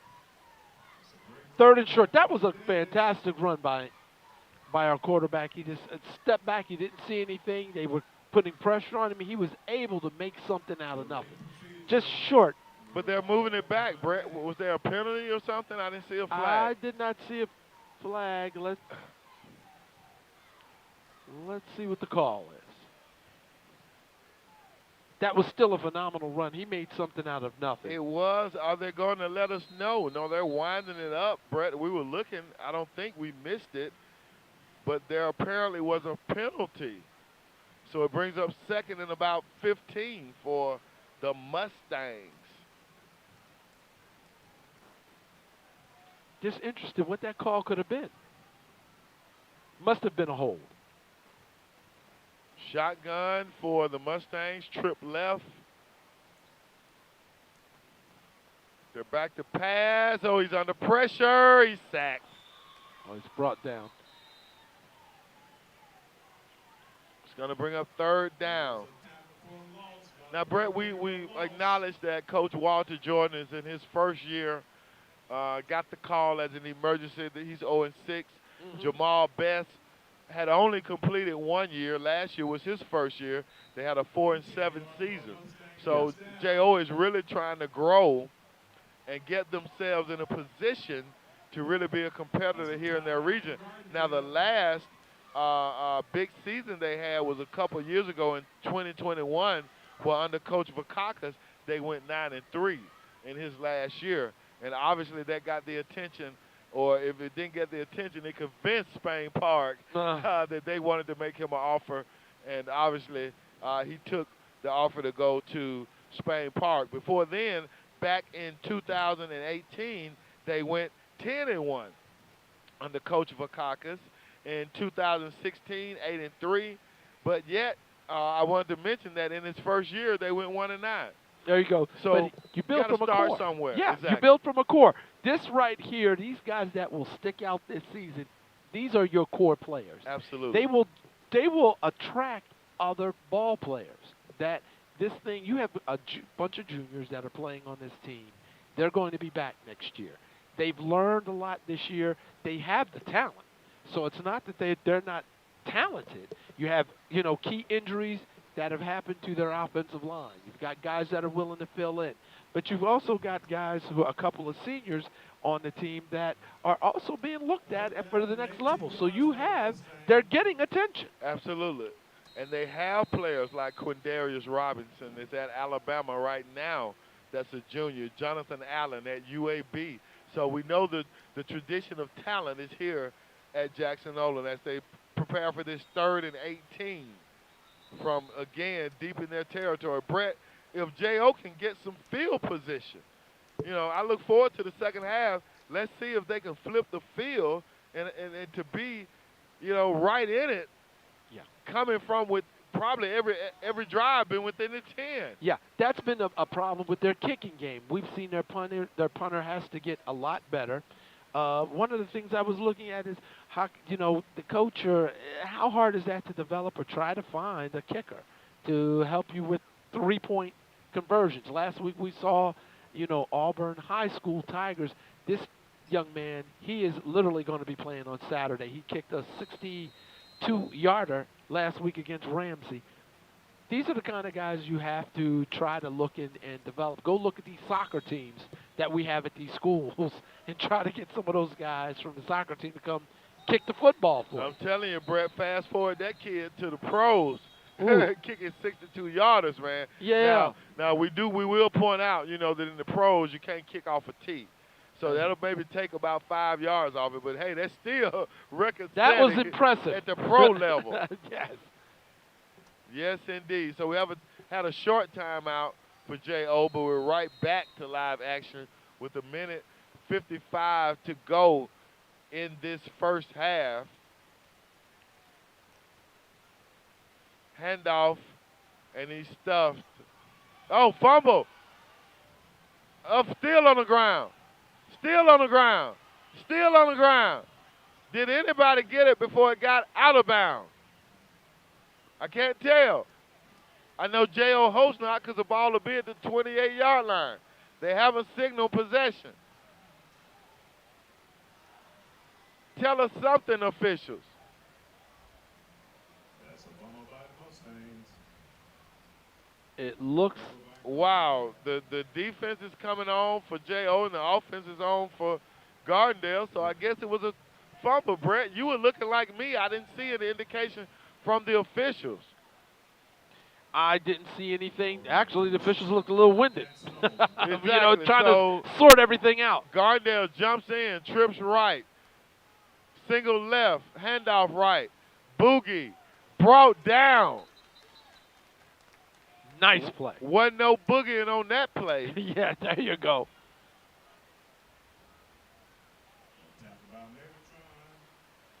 And Brett, I got to give us a pat on the back. I guess we're doing a good job because I haven't heard the guys in the truck say, what's the time?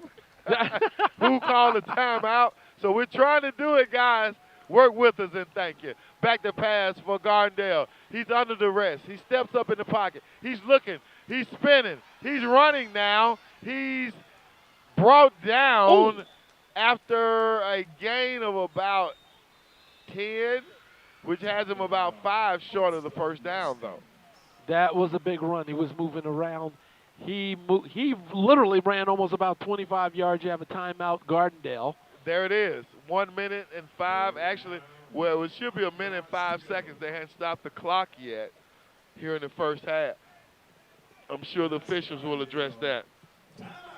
He was moving, and he ran about 20 yards sideways. He did, back Brett. and forth. He did. We'll take it down quickly for a station ID before halftime. I'm Dr. Mark Sullivan, Superintendent of Birmingham City Schools, and you're watching BCS Under the Lights.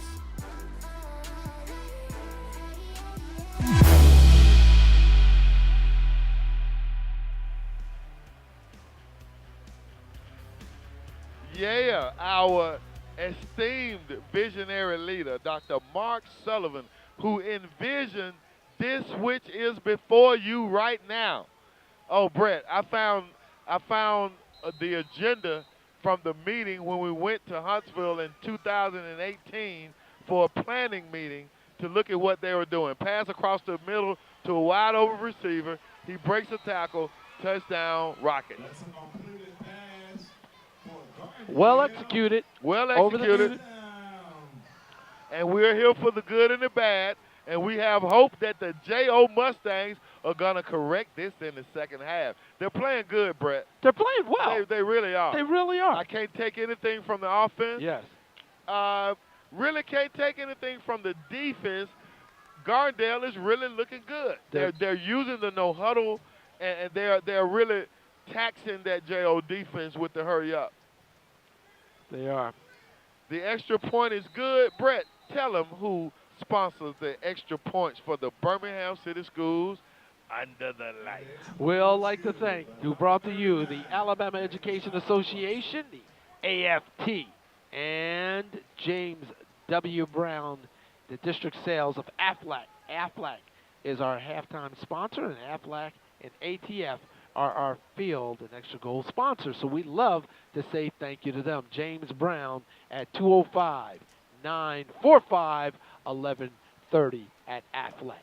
Thank you, my brother. As we go on through J.O. football history, you know, you can't talk J.O. football history without mentioning Michael Clisby, a coach who was here for, he did not have the longest tenure of a J.O. high school coach. In fact, he comes in second to Antrell Pettis, who was the coach at J.O. for the longest tenure.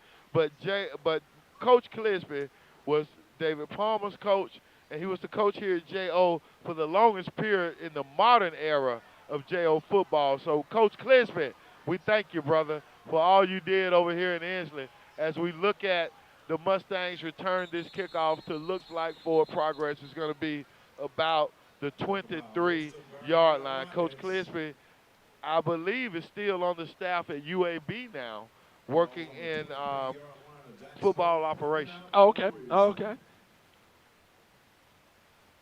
Nice return.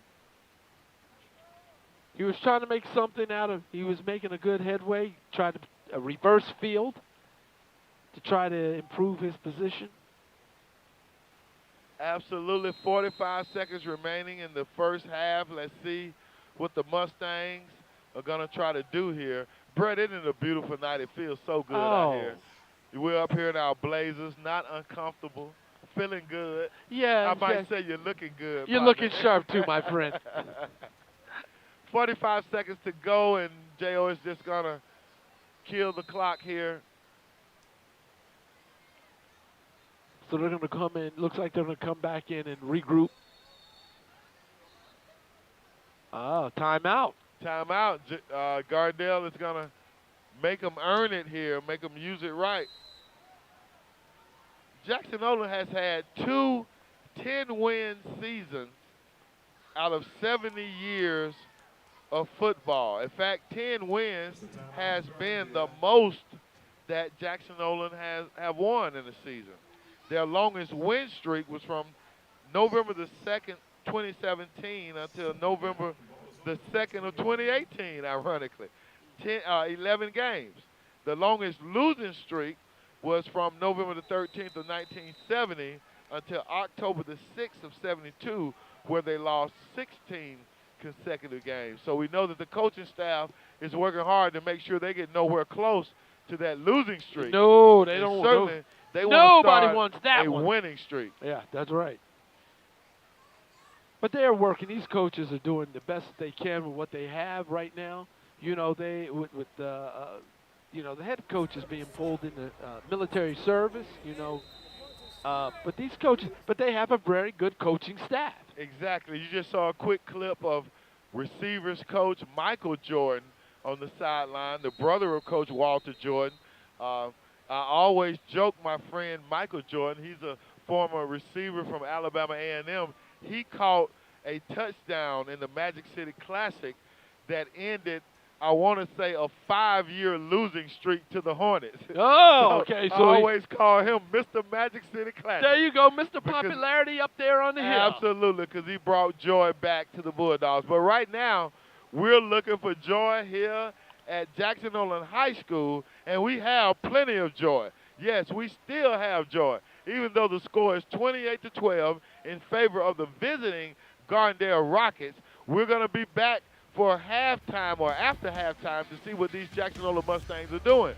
Right now, we're going to get ready for a station ID, and when we come back, you're going to get to see the Jackson-Olin Mustangs marching band perform at halftime. This is BCS Under the Lights. I'm your host, Steve Brown, with my partner, my friend, my colleague, Brett Oates, and we'll be right back. Page Pals looks to encourage reading outside of the classroom and inside of our homes by at least 15 minutes, 3 days per week. Now, in order to help our young students succeed, we need total commitment across the board. That's parents, grandparents, aunts and uncles, mentors, and so many more. So join us. Join us in sharing the love of reading with our kids. To learn more or to volunteer to read with our students, please visit bhammufirst.org. That's bhammufirst.org, or at 205-320-0879. Listen, thanks to all of you for being Page Pals.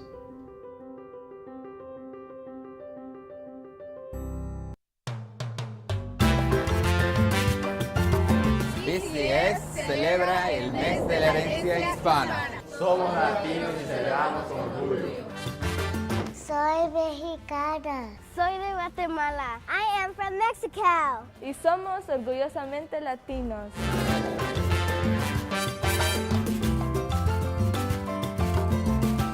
In BCS, we celebrate our culture. Nuestros logros. Diversity. Ser latinos. Nuestra herencia. Nuestra música. Celebramos con Pride. Somos latinos y somos unidos. Somos latinas and we're proud of our heritage. Feliz mes de la herencia hispana. BCS te desea un feliz mes de la herencia hispana.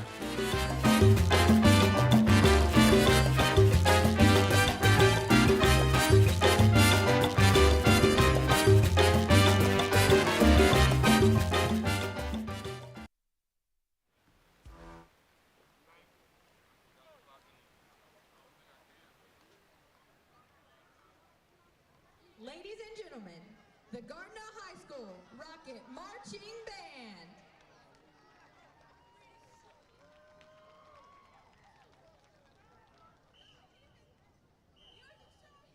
BCS.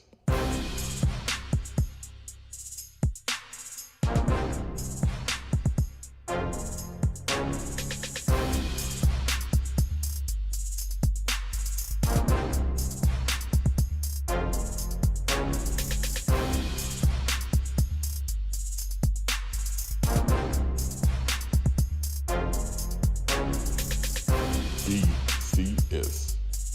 Under the Lights.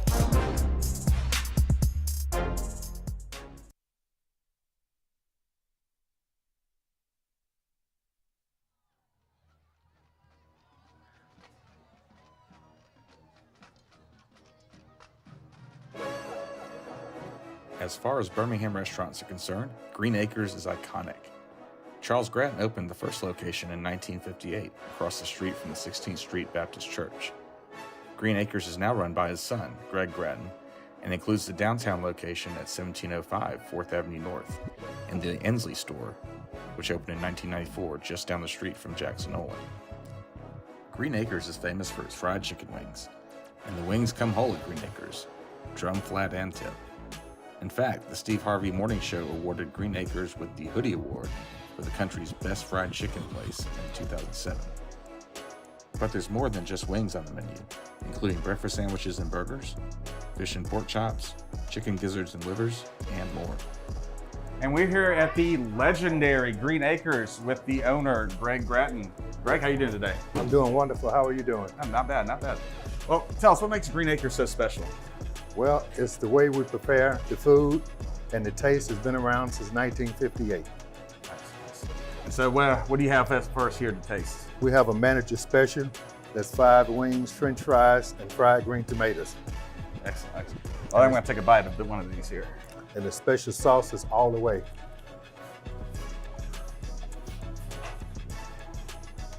That's fresh. Well, if you don't know, now you know. Green Acres is the place to be.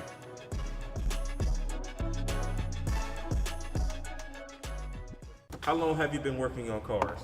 Well, like I stated, I also have been working on cars since the age of 11, since my dad had introduced it to me. Jackson-Olin High School junior Kamorian Osborne says his father taught him how to change tires, brake pads, and work on a car stereo system at a young age. He's now gaining more knowledge in the school's automotive academy. So far, we have learned all of the electricity stats that it would take that's powered a car. So like, we learned about the DVOM. That's a thing that you use to test the voltage of any type of battery. Kamorian wants to become a mechanic for Mercedes someday. He and other Mustangs are going through rigorous automotive courses each year to be ready for the future. The students also have opportunities to partake in hands-on sessions in the school's mechanic shop. Good or bad? Mr. Reginald Presley, the automotive instructor, is leading the charge to help prepare these students for high-level paying jobs. When students graduate from Jackson-Olin, what type of jobs do they get the students who've been in this program? Most of our students go on to work at many of the local dealerships. We also have students to go to the Honda manufacturing plant. One of my favorite manufacturers is Mercedes. Students can also qualify for paid co-op opportunities while in high school. One thing that makes JO's automotive program unique is ASE certified. ASE stands for Automotive Service Excellence. It's a really big deal. Those credentials are very, very valuable when entering the industry. Like I said before, some of those jobs pay between $17 and $27 an hour. That's just going in the door. But if they have a certificate, it's a substantial amount more. Senior Tamaris Barker is another student in this academy. At first, I didn't know how to work on the car. I didn't know nothing about a car. Now I know a car from the back to the front. Tamarius hopes his new automotive skills will come in handy when he starts his trucking company in the future. I'm Fred Davenport with BCS Media.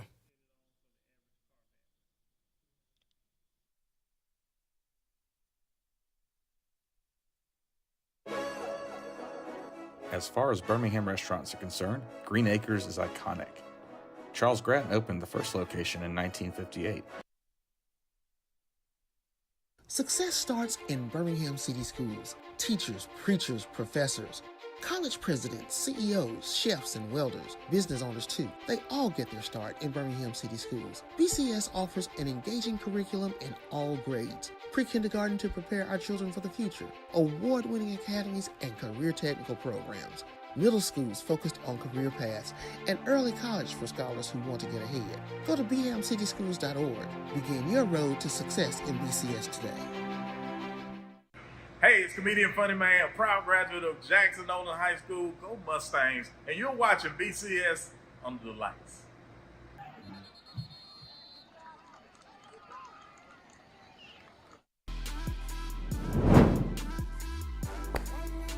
Hello everybody, this is Jason Meadows, board member for District 9, and you're watching BCS Under the Lights.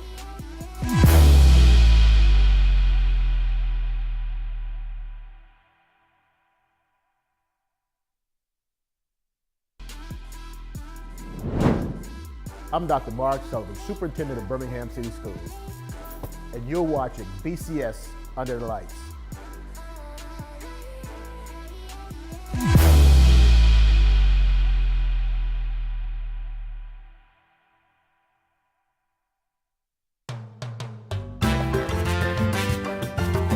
BCS celebra el mes de la herencia hispana. Somos latinos y celebramos con orgullo.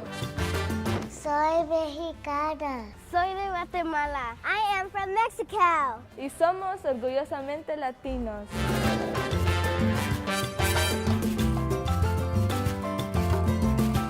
In BCS, we celebrate our culture. Nuestros logros. Diversity. Ser latinos. Nuestra herencia. Nuestra música. Celebramos con pride. Somos latinos y somos unidos. Somos latinas and we're proud of our heritage. Feliz mes de la herencia hispana. BCS te desea un feliz mes de la herencia hispana.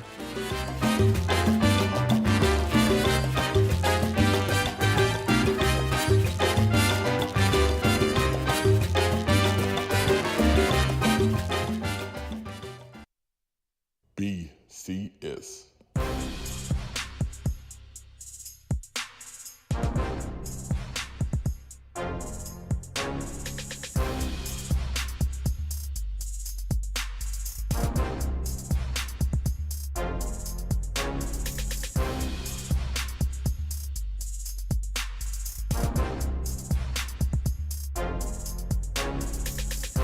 BCS.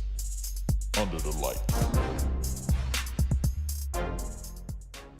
Page Pals looks to encourage reading outside of the classroom and inside of our homes by at least 15 minutes, 3 days per week. Now, in order to help our young students succeed, we need total commitment across the board. That's parents, grandparents, aunts and uncles, mentors, and so many more. So join us. Join us in sharing the love of reading with our kids. To learn more or to volunteer to read with our students, please visit bhammufirst.org. That's bhammufirst.org, or at 205-320-0879. Listen, thanks to all of you for being Page Pals.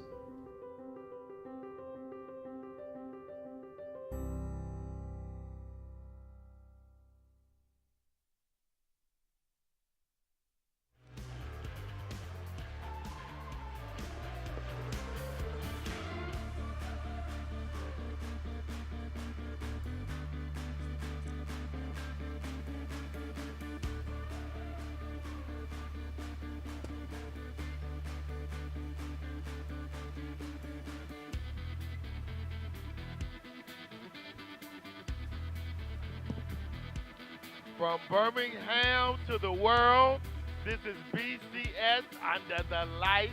You see our promo on the screen for fall intercession, which begins next week. Sign your children up. This is an opportunity to get some extra learning that's not on the clock. Everybody who thinks they need a break will be breaking, and those who want extra will be working. Well, we look down at the field now at the J.O. Marching Mustangs, the drum major, taking the field. We're going to give it back to our guys at the truck and let you view the Marching Mustangs halftime show.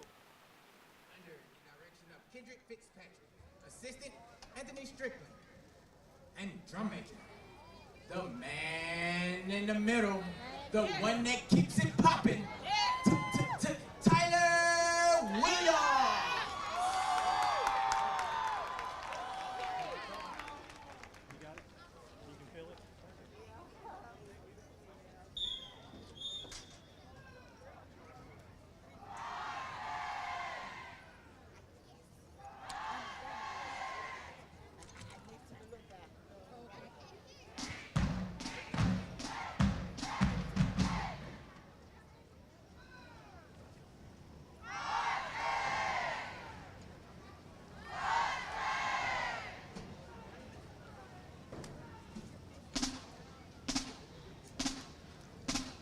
Drum major, take a rest.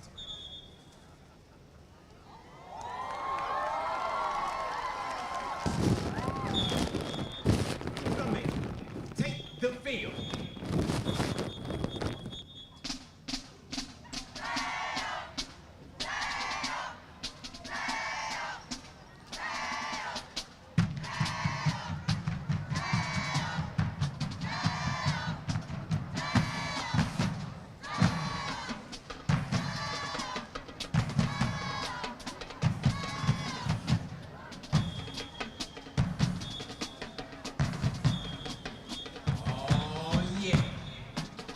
You know how the Mustangs get down. We came to boogie, boogie, boogie. I know you remember that classic hit. Boogie Wonderland.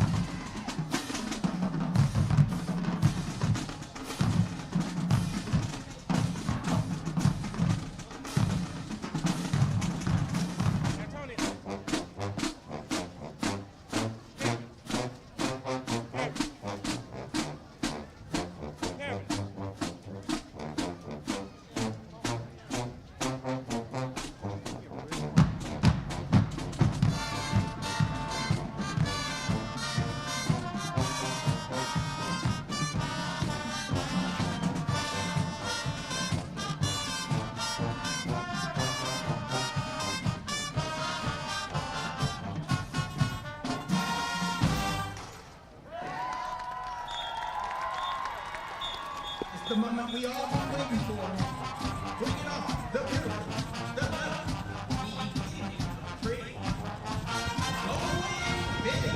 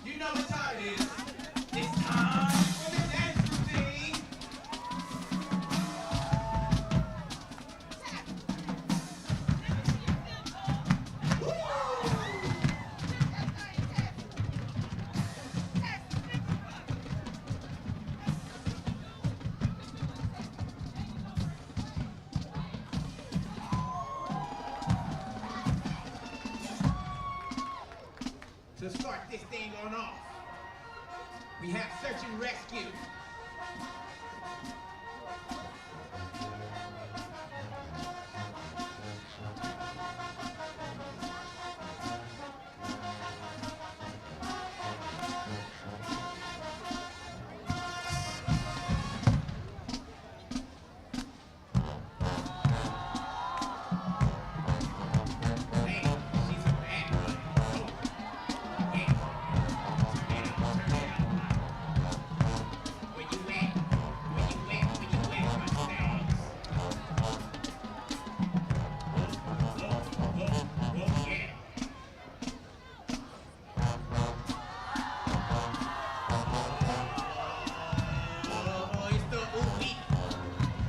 It's that ooh-wee.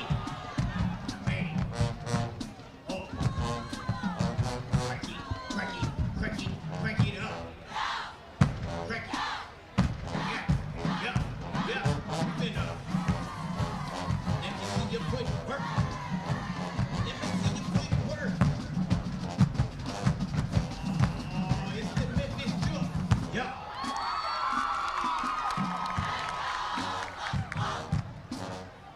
Let me know what you want.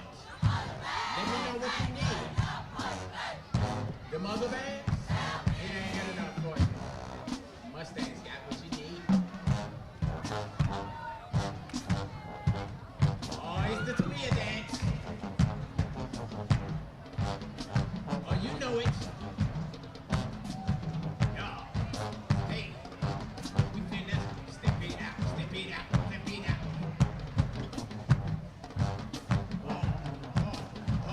Turn it up.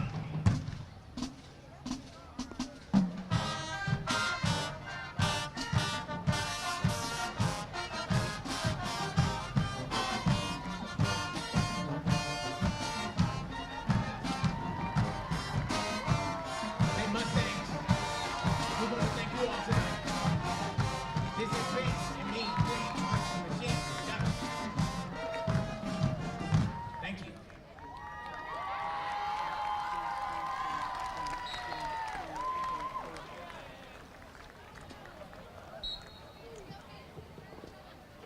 Gotcha.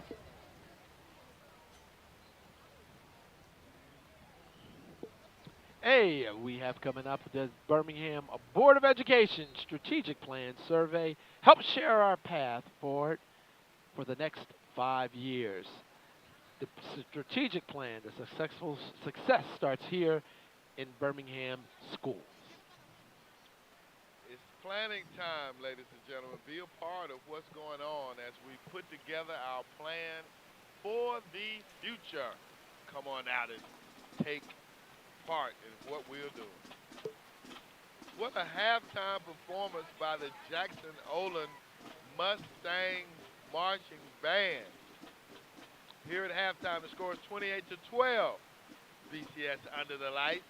Jackson-Olin is yet but one score from being within reaching distance, Brett. Yes. Outstanding play. And that was the thing that Coach was talking about earlier this morning when I was talking with him.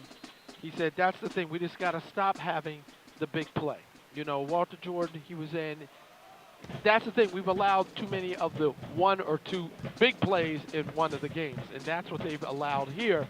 But I'm pretty sure, and I hope that they've gone in and made those adjustments to stop that big play. Absolutely, and as we look at the score, 28-12, we take note that J.O. has not scored more than 8 points this season. So it bodes well that their offense have 12 points at this time, and certainly we're looking forward to them putting up more points in the second half. Yeah. Coach, I wonder what Coach Jordan right now is telling his guys at halftime. You know, we're in the game. It's 28-12. So it's not a blowout. It's not this thing is out of reach. We score. All we have to do is get a hold and we score. This is a whole different situation. Absolutely. The defense has not played bad. I'll give the credit to the Rocket offense for their no huddle, which has really been creating difficulties. But the JO offense is holding their own. And so certainly this second half is setting up to be exciting. Gardendale will receive the kickoff. So J.O. is going to show us off the bat what they've gotten together for defense to try to answer to this Gardendale charge. And, you know, we have those guys like there, the Aiden Moody. He's done a good job tonight. He's gotten outside. He's scored. I believe he scored one of those touchdowns. But he's put them in position. Those guys are getting outside. They're moving the ball.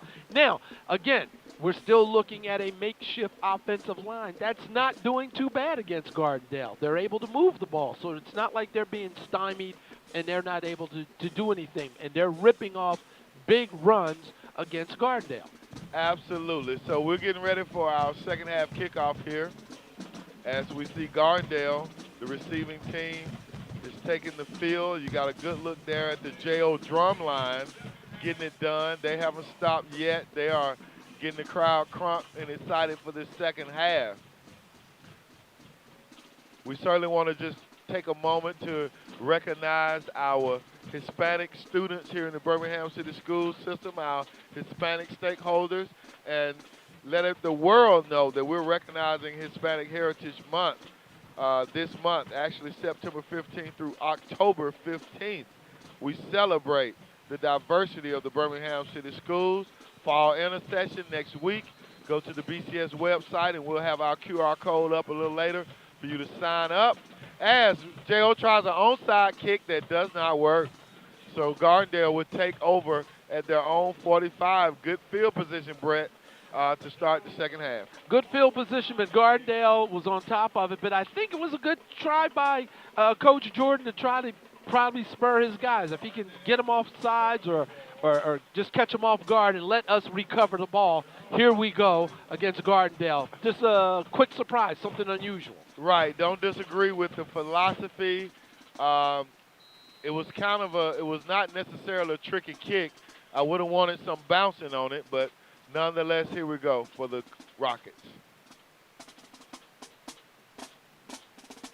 Inside handoff around the left side. He has some room. He has a first down.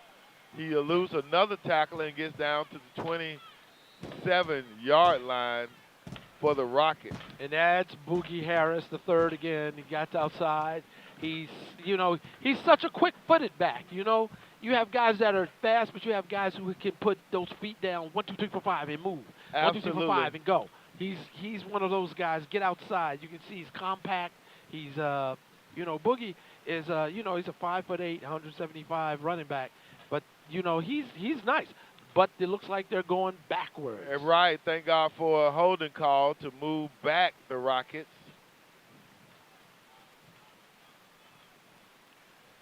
So that's going to bring up a 1st and 5. Looks like 1st and 6.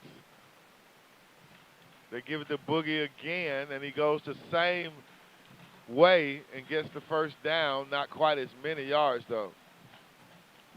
But you see the defense right there. You see the guys like Megatron, Wheatley, the linebacker, 6 foot, 205 pounds. These guys are nice size. These are legitimate size guys. Boogie again up the middle for the Rockets. Gains about 9 yards. Brought down by number 9, Joel Ray. I think about one of my good college friends, Brett. One of my partners named BT. We used to love the Boogie Down Productions. Oh, not the Boogie Down.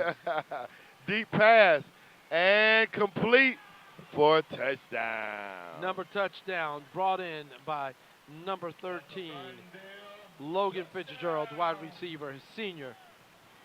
That makes the score 34 to 12, pending the Aflac point after, sponsored by James W. Brown, sales consultant, and the American Federation of Teachers. That's what Coach Jordan was trying to keep his guys from the big play, the one big play. And the point after is good. So the score is 35 to 12. 11 minutes and 6 seconds remaining in the third quarter from PD Jackson-Olin High School. We'll take a break here at BCS Under the Lights, and we'll be right back.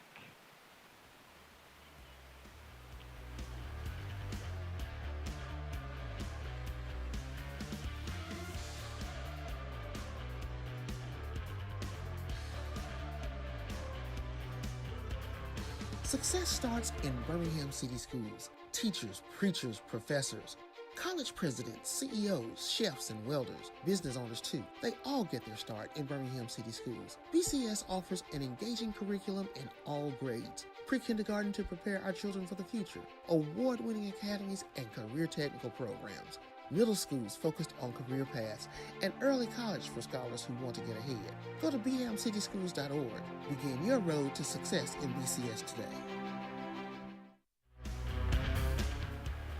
All right, back to live action. We've had our kickoff from Gardendale, fielded by the Mustangs and taken down at the 26-yard line. Yeah, Jose Davis received that, was trying to move that ball. He's had a good night tonight, too. Brett, I always chuckle at our promo when you see that spot where the young lady is in the bleachers somewhere and she has on regular folks' clothes, but she's doing dance girl moves.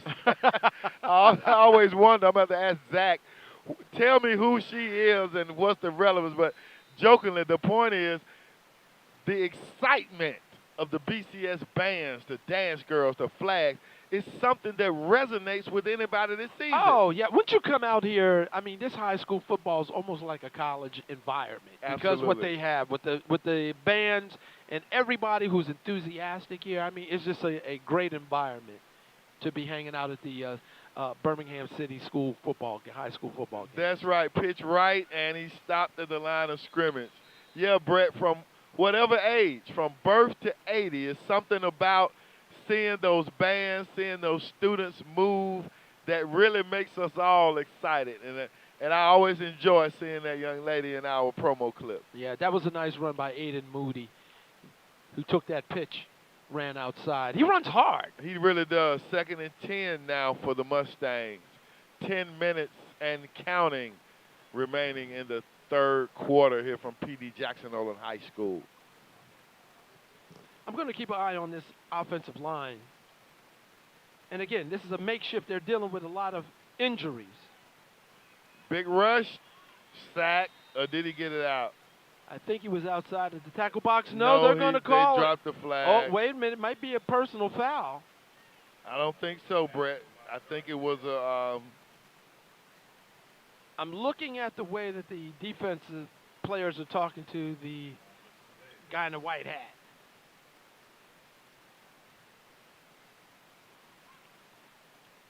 Yeah, grounding was the call. Yeah. We have a score from just a little bit, not across town, but downtown at Legion Field. The Ramsey Rams up on the Winona Dragons 44-10 at this point in the third quarter. Ramsey is a really good program. They really are. That's a really good program. Who last week when they played, they, coulda, shoulda, woulda, but the way that the Rams played last week, what got them is that Auburn had a kicker. If anybody saw that game, and it was completely because they had a kicker that beats Ramsey. Third down for the Mustangs. 3rd and long. Shotgun formation. Quarterback rolls right after play action. He breaks a tackle, but can't break the next one. He's brought down at the 9-yard line. Q Davis tries to dance his way around over there. He's a 5'11", 181 junior. Wow, there. Another junior. Yeah, man, Ramsey is in a good spot in 5A. Yeah. They can kind of experiment in the games, against Auburn, against Parker, which they both lost. But, for me, Ramsey could have won both of those games. We saw what they were able to do in the second half against Parker. I understand they made a number of strides in the second half against Auburn as we got a marble snap. He's in the end zone and he's taken down, still struggling, but it's going to be a safety. Safety against J.O. Snap looked like it was pretty good. It was in his hands. He just simply missed it. It was a little low. He bobbled it just a minute, and then he froze once he bobbled it.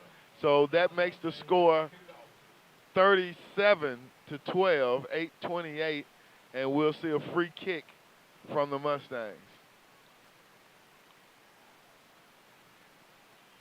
I mean, what do you do against those? Those are just being snake bit now. Yeah. You know, those are just lack of concentration, or just he's looking up trying to make a play again. Which that's what players do. They're trying to make a play, but just execute what you get going. That's right. Take a deep breath. Don't continue to shoot yourself. You haven't been doing it all game, and you still have a chance, J.O. You really do.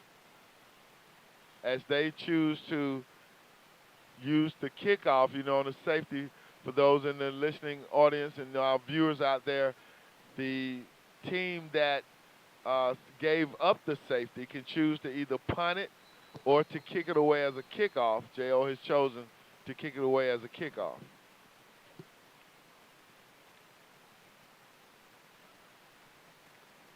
Nice kick. Very good kick. Picked up at about the 32.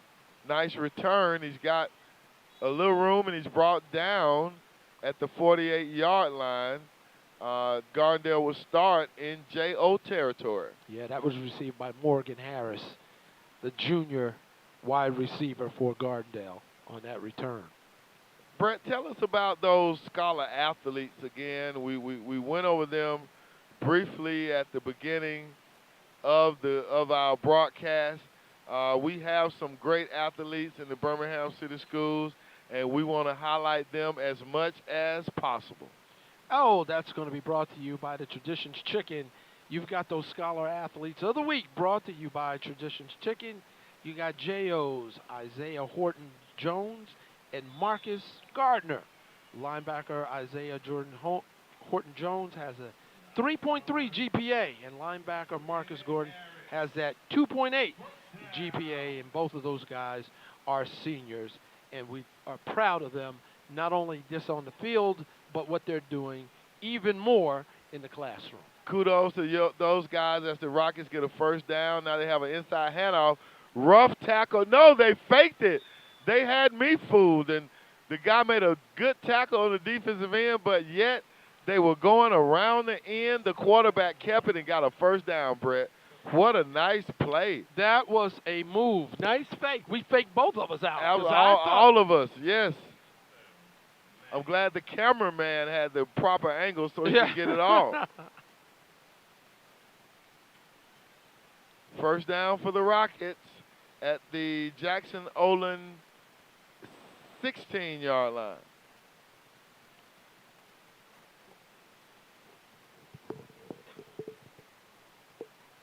Fake pitch, back to pass, over the middle, touchdown. Wide open in the end zone. Well, quarterback Takey Thomas, the penalty flag on the play. Thrown down right at the line of scrimmage. Maybe a hold. That was in the area of hold. Preferably a hold.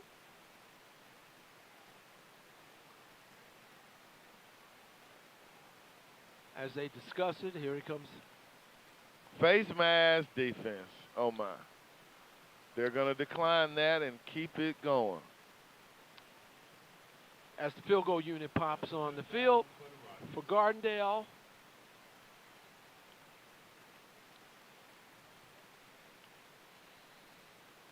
Number 99. And it's good. No, we got a penalty now. So we'll see offsides against J.O. And that was a pre-snap penalty.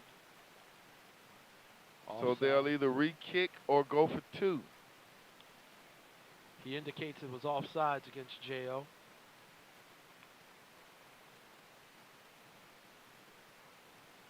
Now, are we starting to get a little sloppy with our play?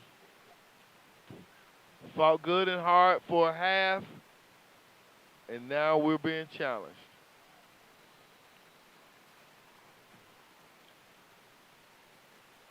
Jacob Williams attempting the field goal for Gardendale. And it's good. That makes the score 44-12 here from Jackson-Olin High School. That extra point was sponsored by the American Federation of Teachers and AFLAC, James W. Brown, District Sales Coordinator. Give him a call, 945-1130 for all of your supplemental medical needs. From Jackson-Olin High School, 44-12 is the score. 7 minutes and 33 seconds remaining in the third quarter. Now, looking down on J.O.'s sideline, I am watching. Coaches are still coaching hard. They're still trying to motivate their guys. You've got guys out on the field that are really playing hard. You've got them. You watch what they're doing. You see how they're running. They're trying to make plays. They're learning.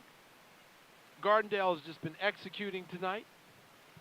So on that side of the ball, but J.O. in the first half, they were doing the same thing. Now let's settle down. Let's go ahead and get a score. Let's start moving. The odds are not good for the Mustangs. When they give up 40 or more points, they are 1-49 in the history of the program. That sounds about right. And there is there an infraction on the kick? No, okay. No, they're getting them set up here, Jackson. Well, it was an infraction because they have marked this thing off 15 yards in the plus, Brett. You're absolutely right. So Gardendale is kicking off from the J.O. 45.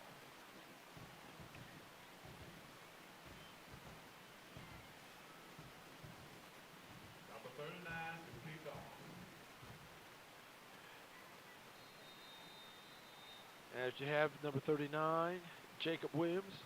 And kicks off and he kicks boots it out. it to the end zone. So Jackson-Olin will put it in play at the 20-yard line as we get ready for play here in the third quarter with 7 minutes and 23 seconds remaining. The score is Gardendale 44, the Jackson-Olin Mustangs 12. You know, Coach Jacobs, this is one of the hardest parts of coaching at this point where you're down like this. You're trying to keep your guys focused, not to give up, even though a lot of those guys will say, we need you just to play. Just play. Play hard. Let's see what happens. We may even go down and lose this, but let's see what we can do. Let's see what guys really want to play. These are gut check times. That's right. Huge moments in the career of an athlete. So J.O. prepares to put it in place. Look like they're in a tight lineup here. H-back on the right. Twins right. Single back left. Running back offset to the left. Quarterback in the shotgun. Back to pass he is. He looks to the right and incomplete. He was trying to hit Rashad Dorsey, that big 6'4" wide receiver who's a junior. He looks like he's really just learning the game from what I've been watching tonight. Yeah. I agree with that, Brett. But he looks like he's got all the tools. Just keep working. This guy, you have him work through the season. You work him in the spring. You work him in the fall. That's right. You're going to, over the summer. This guy could probably be an outstanding player next year and a surprise player because of his size just alone. That's right. Look forward to seeing his development.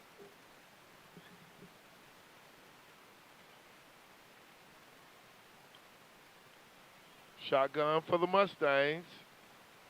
Dorsey out to the right. Fake the pitch. Quarterback run. No. Sacked. Loss of 3. Well, they're trying to hang in there. Brings up a third down for the Mustangs. Third and, about 21.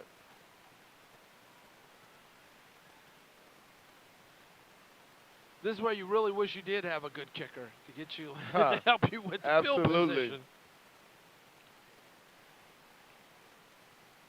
But the Mustangs just keep hanging in there, keep working.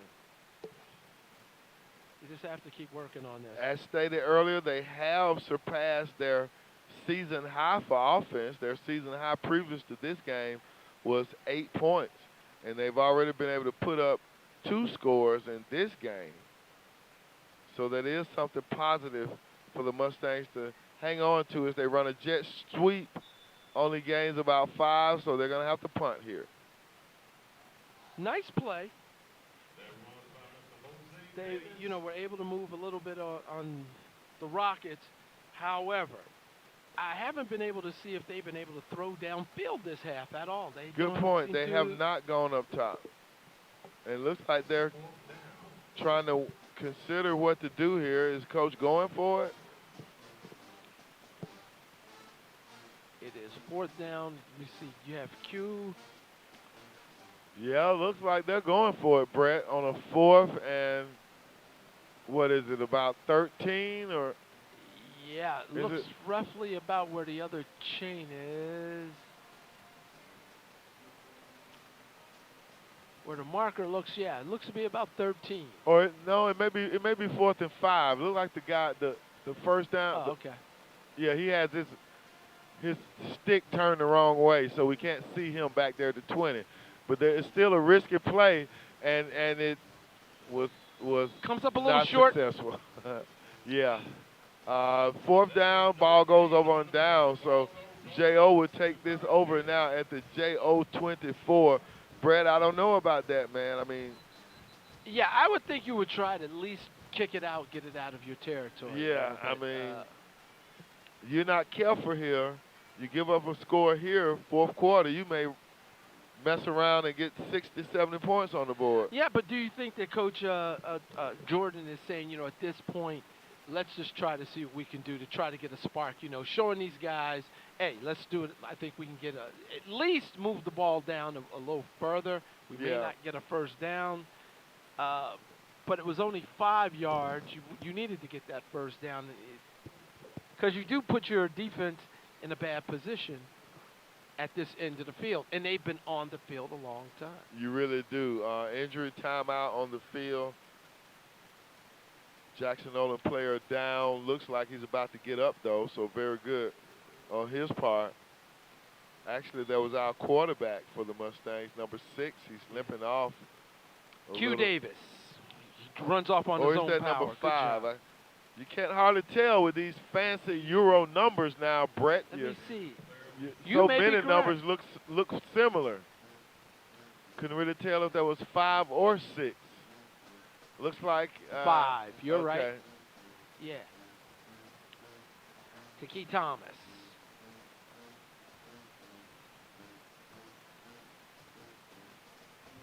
There it is up the All middle. right, and the Rockets go up the middle for a gain of about 8, 9 yards, and they're still hurrying it up. Pass out to the flat, makes a move, makes another move, and it's brought down at the 5-yard line. Morgan Harris makes a nice cut. However, the defense did swallow him up a little bit, but he's also a fast guy. Have another player down on the field for the Mustangs. Starting to go down now. Guys are tired that have been out there. They're really working hard. They're helping him up. 4 minutes and 16 seconds remaining in the third quarter. He was up on his feet and heading off, thankfully. 44-12 is our score. Tristan Carter, he runs off on his own power. Nice. Good to see that. Big shout out to Jackson-Olin principal, Dr. Nicole Williams, doing a great job over here, leading the effort for academic excellence in Mustang country. First down for the Rockets. Twins right, single receiver left, pistol formation, handoff at the middle, fumble! Looks like J.O. recovers. Recovered by the Mustangs. Celebrate, young man. Celebrate. Go. Good job. That's how to reach in. That's the second fumble that they've caused tonight against the Rockets. Put their hand in there, pulling it out at the key time. They really needed that. That is a good stop. They really did. Those guys are still playing. I love to see that. That is when you see, that there's no give up in these guys. You got guys on here that can spark something. Now 3 minutes and 55 seconds in the third, and we have our turnover. Now let's get the offense to do a little spark. Let's call something that we've been running. Let's throw it downfield a little bit. Let's see what the offensive coaches have dialed up for the Mustangs here. Trying to keep hope alive.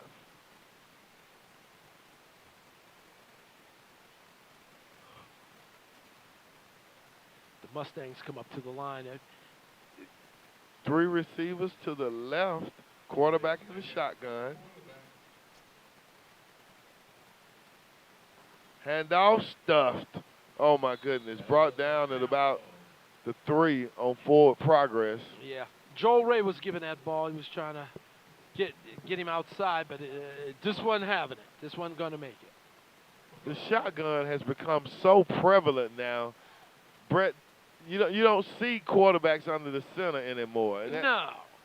I really don't understand that. We get so into these fads and just do what we see others doing. I wonder sometimes.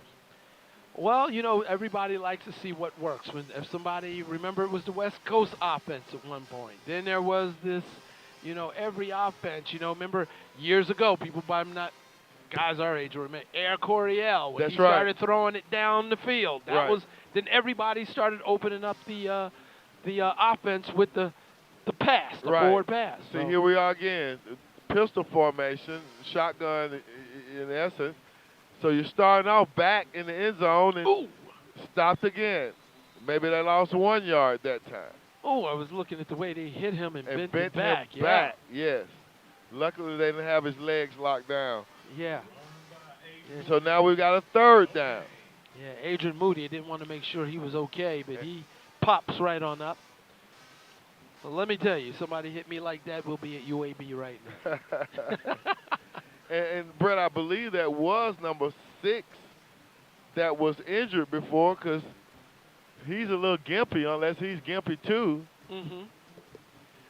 I think we've had 3 or 4 players that have gone down in the last maybe 10 minutes.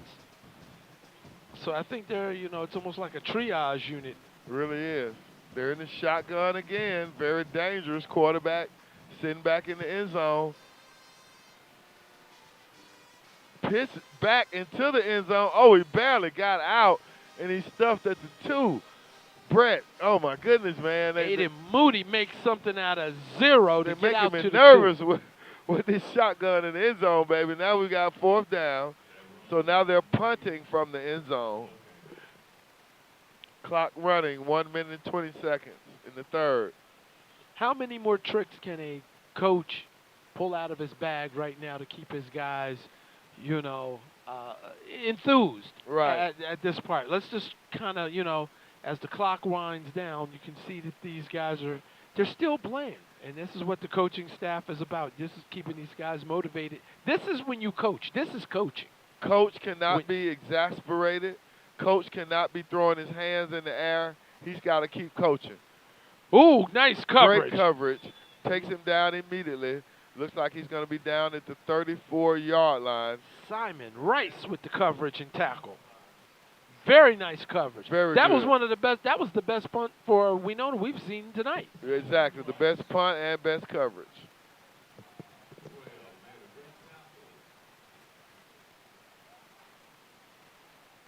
Nice job. So Gardendale will put it in play at the Winona 33.5. 47 seconds remaining in the 3rd. The Rockets have 20 receivers on both sides. Running back offset, hands off to the running back. Up the middle, he gashes for a big gain. 1st down, Gardendale. Number 3, Josh Malone. Maliki Handy on that run for Gardendale. We've got a player down on the field for J.O. He gets up. Coach runs back off the field.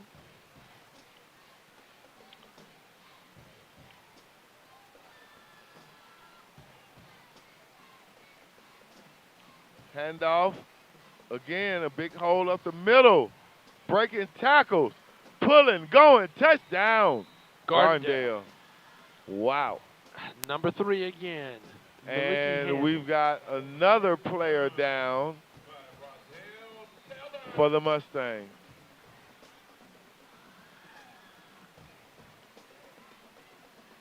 That brings the score to 50-12 with 20 seconds remaining in the 3rd and the extra point waiting to be attempted. Really hate to see these players go down like that, but they're out there really playing hard. They're They tired. are, Brett.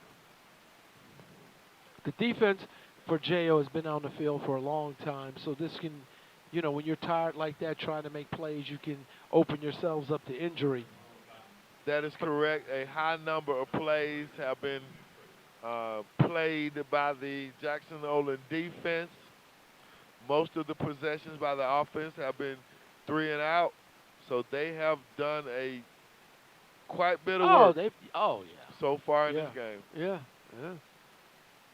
Stellar job as they're still working on it. It looks like he's sitting up,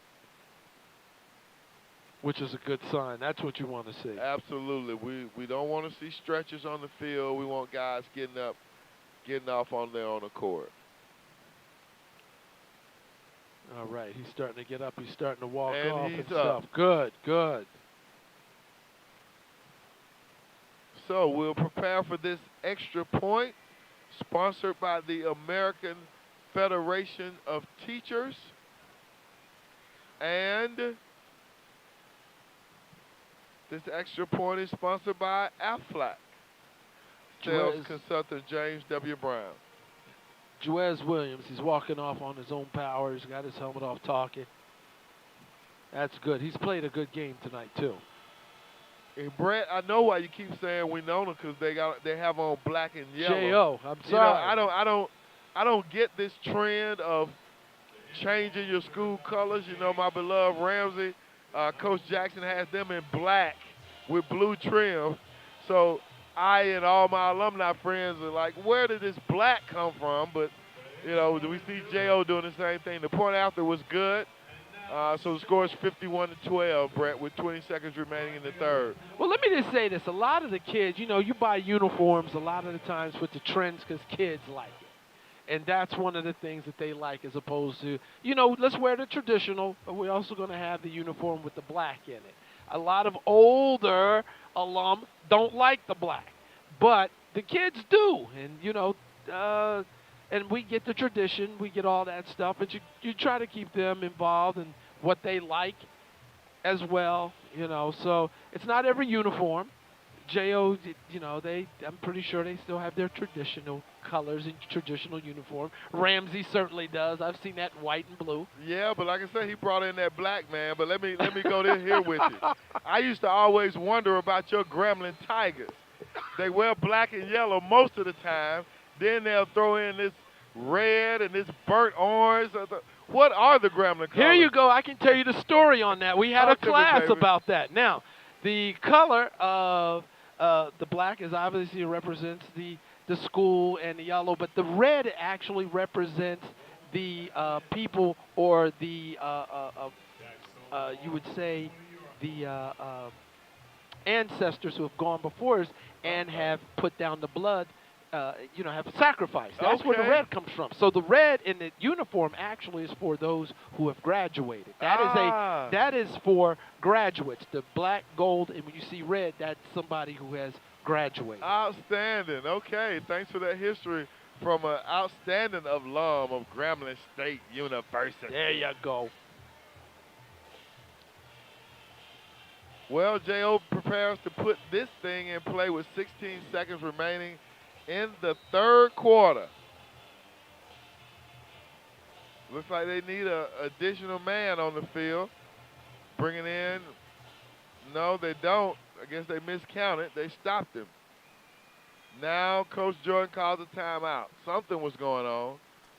Let's see who was right. I see one. Yeah, the players were right, but they sent in the wrong guy. They needed a lineman and not another skilled player. So they'll use this timeout to try to get something dialed up here. It's been a relatively clean game. Not as many penalties as we've seen in some of our worst contests so far this season. Yes, and that's good. The guys are playing, so, you had a little hold here, a little bit of there, a little bit like you said. It has been relatively a very clean played game. I mean, that shows that these guys are disciplined. They're playing, and these coaches are doing such a really good job on showing these guys how to play and play with an emotion, in an emotional game. So, outstanding job for both teams' offense. Both teams' coaching staffs. Also, another shout out to Coach Jamal Best out serving his country. We know he's watching. He's checking out his guys. And, Coach, again, we thank you for what you're doing for our nation. We thank you for what you poured into these Jackson-Olin Mustangs. And we pray for your safe return home and here in the Birmingham City School System. Jackson-Olin back to pass up the field. Oh! Whoa! Comes in. I thought he was going to pull that down. Right. I'm just excited about the play call, the effort by both the young men in trying to make that happen. Jose Davis for Jackson-Olin goes to go get it and comes in and sticks his hand in at the last minute for Gardendale that's Kamari Todd. Yeah, if he had released that ball a little sooner, he would have had a better chance to try to catch it before he got out of bounds. But it still was a pretty pass, nice route. Hopefully they'll connect the next time. Yeah, but I'm glad he went down. He went downfield this time, spread out the field a little bit.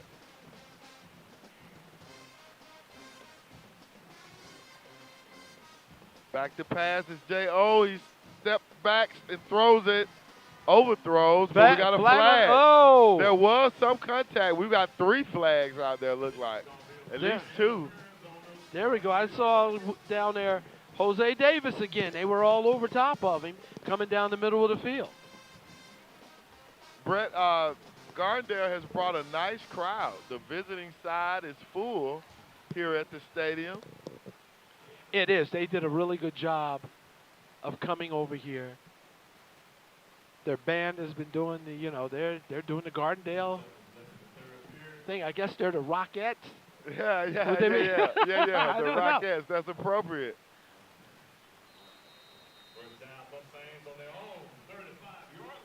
First down for the Mustangs. 2 seconds remaining in the third quarter.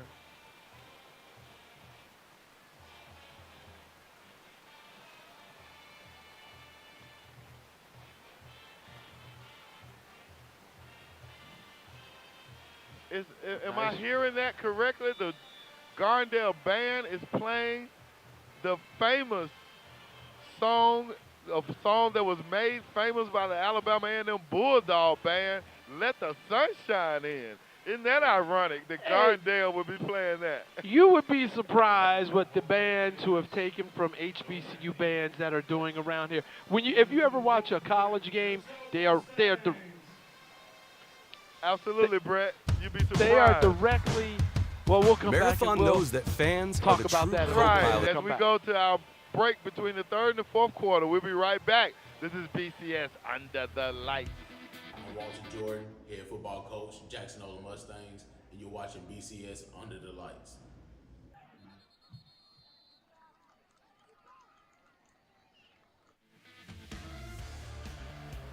Back to live action, Brett. You were saying you actually were speaking to the influence of HBCU bands on banding overall. Yes, we have, for example, you have the LSU that plays, and you'll see their band play Neck.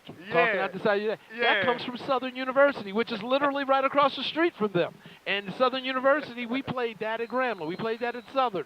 We played that at all these HBCUs. Nick, but you see, everybody else who, if you watch Michigan, look at their show. Their show, or Ohio State, it reflects the influence of HBCU bands. It really does, man. It really does. And, you know, again, that's an example. We can claim BCX excellence. Yes. Because our bandoliers populate every band across the SWAC, the SIAC. Yes, they do. And we have many in the SEC as well. So Absolutely. the musical influence from this city has far-reaching tentacles. Back to pass, dumped it off into the flat. Nice move.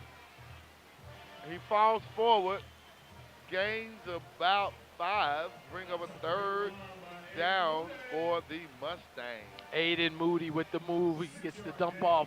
He just moved Nice move. He runs so hard. I like the way he just tucks the ball and he goes. Brett, we've seen some good ball players, and as we transition now into the second half of the season, next week it'll be time for us to kind of start talking about, all-city team.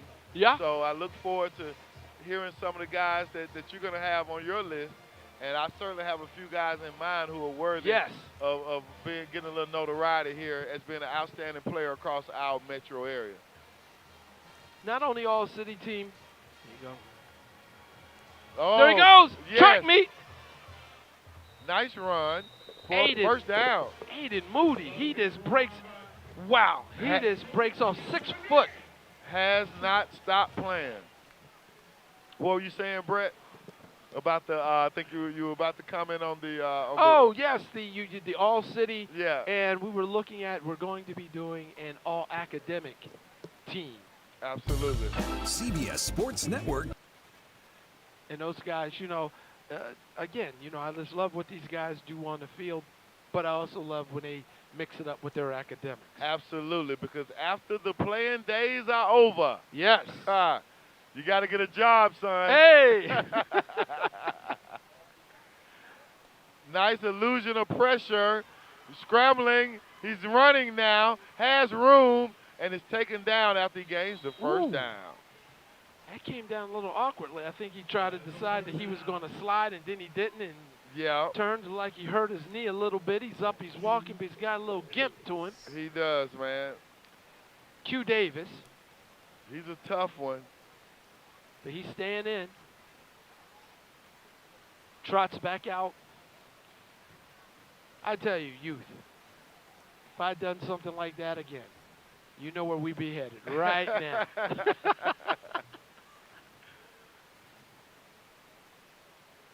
First down for the Mustangs. 9 minutes and 33 seconds in the fourth quarter. Twins left and right. Quarterback in the shotgun. He's back to pass. Looking up. Oh. Just off the hands of J.T. Taylor. How does he drop that? I thought that was a pretty well. It was thrown. Yeah, it was kind of awkward. It was a little out of his reach. Okay. He stuck out one hand. Maybe if he used two, he would have had a better chance. But it hit his hands, Brett. So you know what we say about that. You got to pull that one in. Yeah. Second down though for the Mustangs. Like you said, man, no quit in these guys. And Brett, man, I'm looking down. I just realized 3, 6, 9, 12, 15. Pump fake. He goes deep in the corner. Oh! Brett, there are only 33 boys on this JO football team that are dressed out. 33. That's going to be your core. 33 boys, man, but they are definitely undermanned. I want to give Coach Jordan not an excuse, but I want to set this thing right so everybody understand what we're looking at here. 33 boys. Yeah. This is 6A football. Yeah. So, it's more to it when you wonder why somebody's 0-6. 33 boys. Yeah. Now, like you said, and as we pointed out throughout the game, the majority of these key players are juniors. Yes. So you get some young guys. Next year, J.O. is going to be a story off the hands of our receiver, and it's incomplete. I think you're absolutely right. They're going to be a story. You're going to get some guys that's going to come in here. There are going to be some freshmen that's going to come in here. You'll probably get some sophomores who wanted to play or wanted to see what's going on. It's amazing when you talk to some guys you're in high school and they end up playing pretty good. And you're like, well, why didn't you play your freshman year? Come out. I was scared or I wasn't quite sure. And because they look at the size of some of these guys, and then they grow over the summers and they get bigger too. And high school's different than junior high school. Right.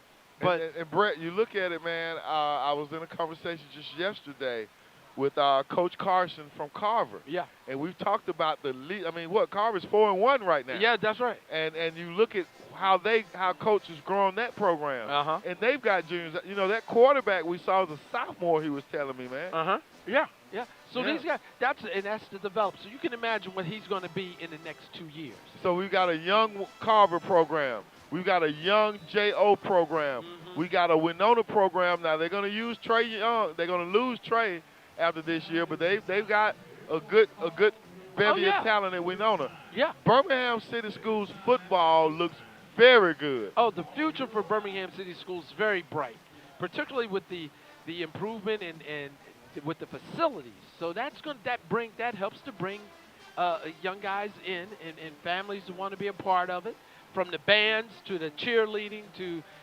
everything that's involved with these programs. So the facilities look good. The guys are able to play on good in good facilities, so they're going to be playing. Absolutely. First down from the Wildcat from the Rockets. Oh, my goodness. Oh, my goodness. A 77-yard touchdown run. However, there is a flag that was just dropped at the 11. Did he taunt somebody, Brett? I don't know. I didn't see what he did. Probably pointing to his back of his jersey, because that was a Kiwan Lamb Greg, wide receiver. Took that number 16. 77 yards. And I don't know. They're going ahead to spot it. I don't know that he waved it off. I guess it was surely a penalty flag, and his hat was on the field. And the So point after is good. Let's see if there's he's picked it up. Maybe they picked it up. Maybe so.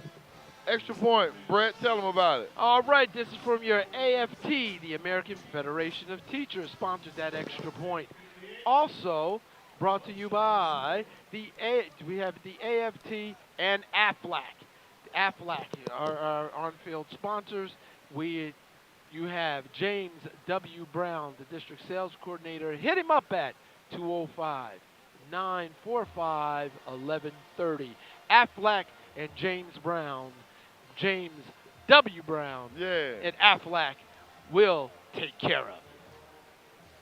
You know, we're over here in the historic Inslee community.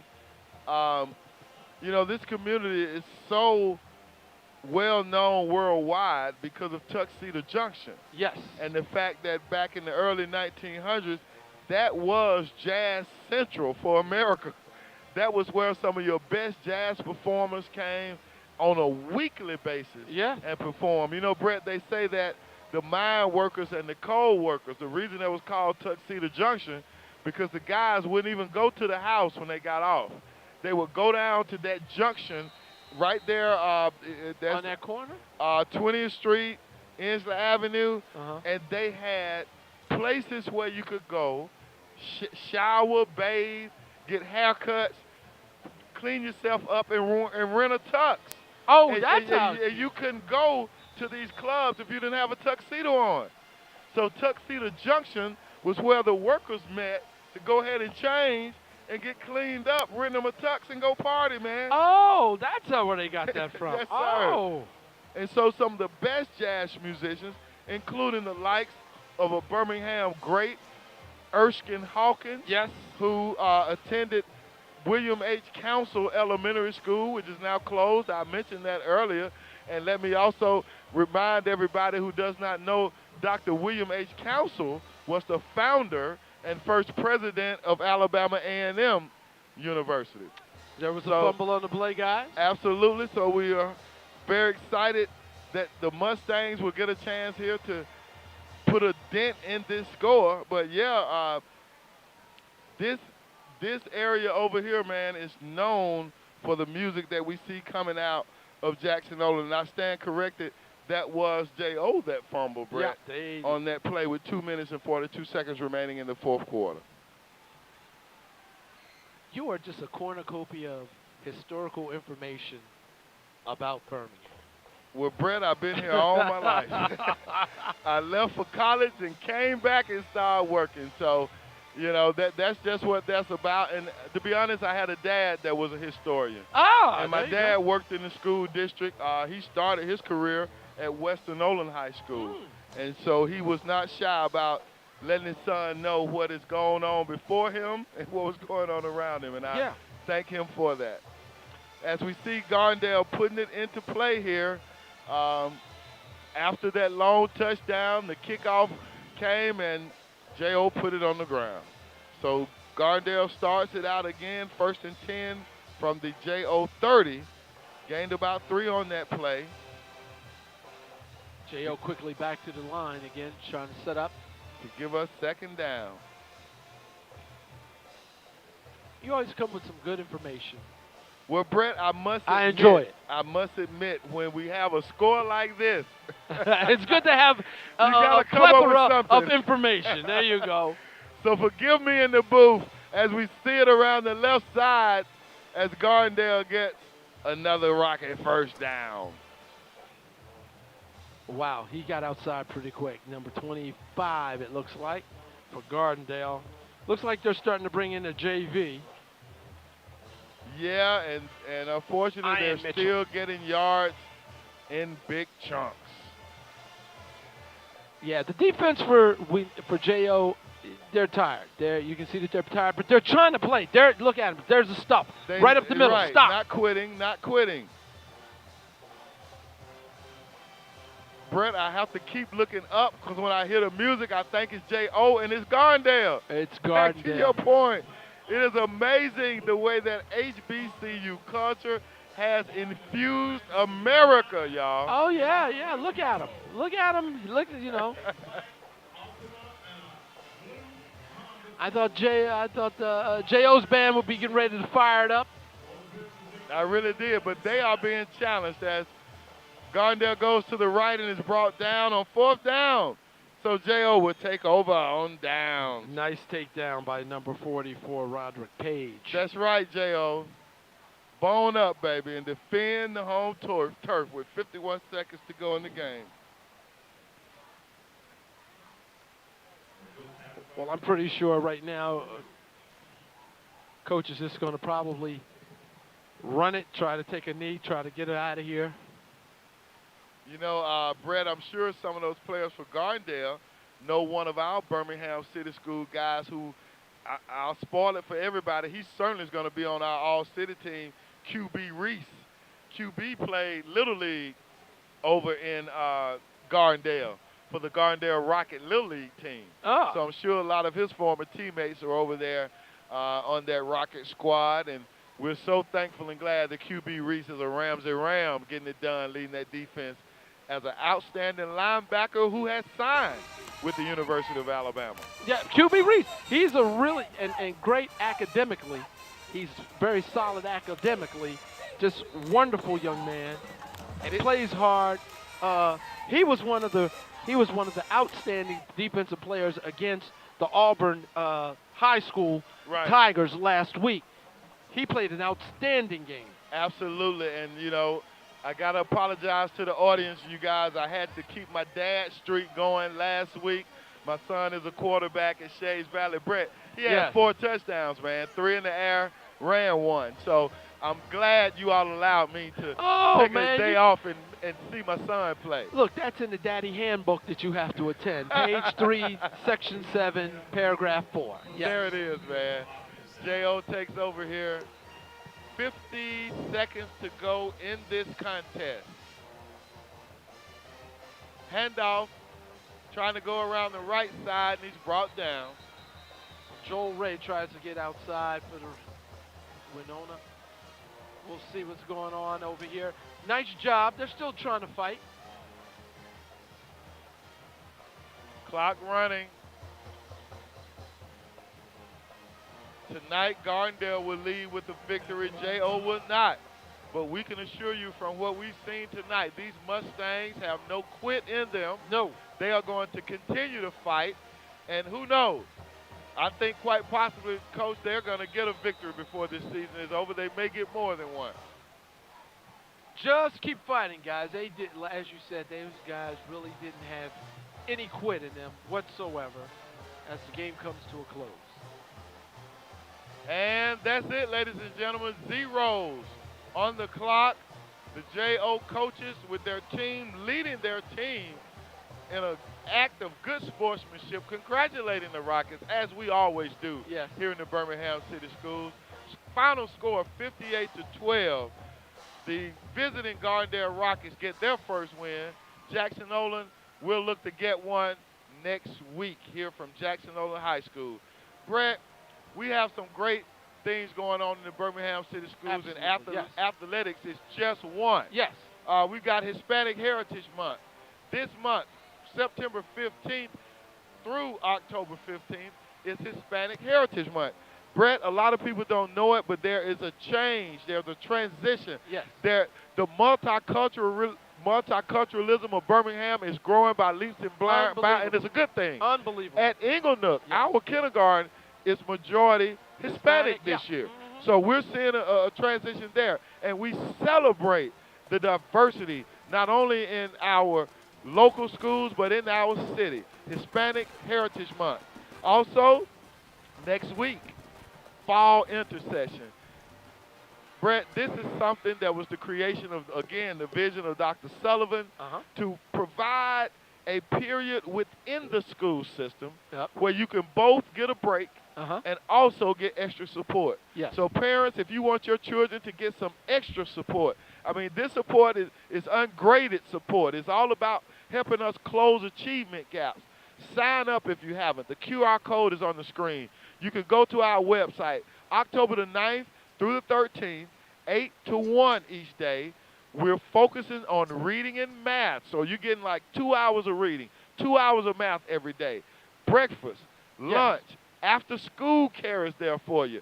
Snack in the afternoon. So the kids really are covered from 7:30 to 6. Take advantage. All this extra good right here for you for the Birmingham City Schools. Absolutely. I don't think, are there any, and you correct me if there are, I don't think anybody else is really doing this, are they? I don't think they are. I know last year I was informed that there were school districts actually coming to Birmingham to see how we were doing it. So pretty soon we may not be the only one. Strategic planning. See, that's how you get great ideas like intersection through the visionary leadership of a great superintendent like Dr. Sullivan, but also through the input of stakeholders and parents. We're doing a strategic plan survey. We're looking forward to the next 5 years. You know, we didn't get here, Brett. I think I mentioned earlier, I found the agenda from our 2018 meeting where we were scoping out BCS under the lights. 5 years from now, who knows where Birmingham will be. That's right. And we want to be there with the partnership with our parents, our other stakeholders, our business leaders to come on board with us. That's right. Let's always be on the cutting edge of education and giving the best education to all of our kids. Absolutely. Now, I didn't know this. October is Principals Month. Somebody's falling short about letting me know. National Principals Appreciation Month. Amen. Because I tell you, sometimes you feel like Moses, Brett. Because sometimes the faculty don't want to hear you. The students nor the teachers or the parents don't want to hear you. But you got to have it in your heart to keep leading that flock on to the promised land of high achievement, great discipline, and outstanding social, emotional skills. So this is National Principals Appreciation Month, and it's not about me, but certainly to the great principals I've had in my life, the great principals that you've had, Brett, and all of our BCS staff, and last but not least, my great colleagues in this school district deserve the recognition for this month and the appreciation to be proud that we are leaders in the Birmingham City Schools. Well, Mr. Steve Brown, we appreciate you and what you do in those schools, and you do so much, my brother. Thank you, man. You know, you are inspirational. I've watched all the kids that you see when we go to these high schools that you had in junior high school and elementary, and they just flock to you like you're the Pied Piper. One day I got kind of jealous. I'm like, wait a minute, hey, and they're pushing me out of the way. I got the Heisman. Boom, they put me out of the way. So we appreciate you guys. Thank you, Brett. This is also Dyslexia Awareness Month. You know, dyslexia is a syndrome that affects many of our students, and it's hard to detect. And if you're not careful, you won't recognize it. So we are encouraging everybody to research dyslexia.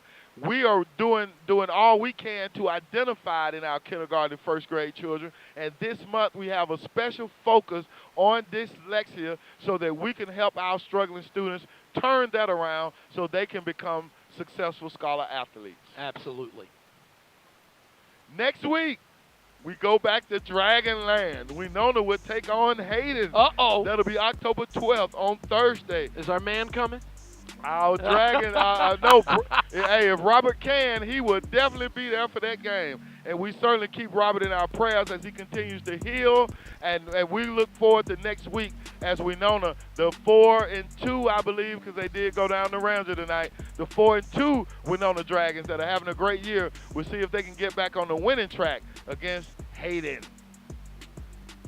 If you want to be a part of this, and you should want to, Brett. Yeah, they absolutely. really should want to be a part of this. Why not? You should want some. Give us a call, sstewart@bhm.k12.al.us.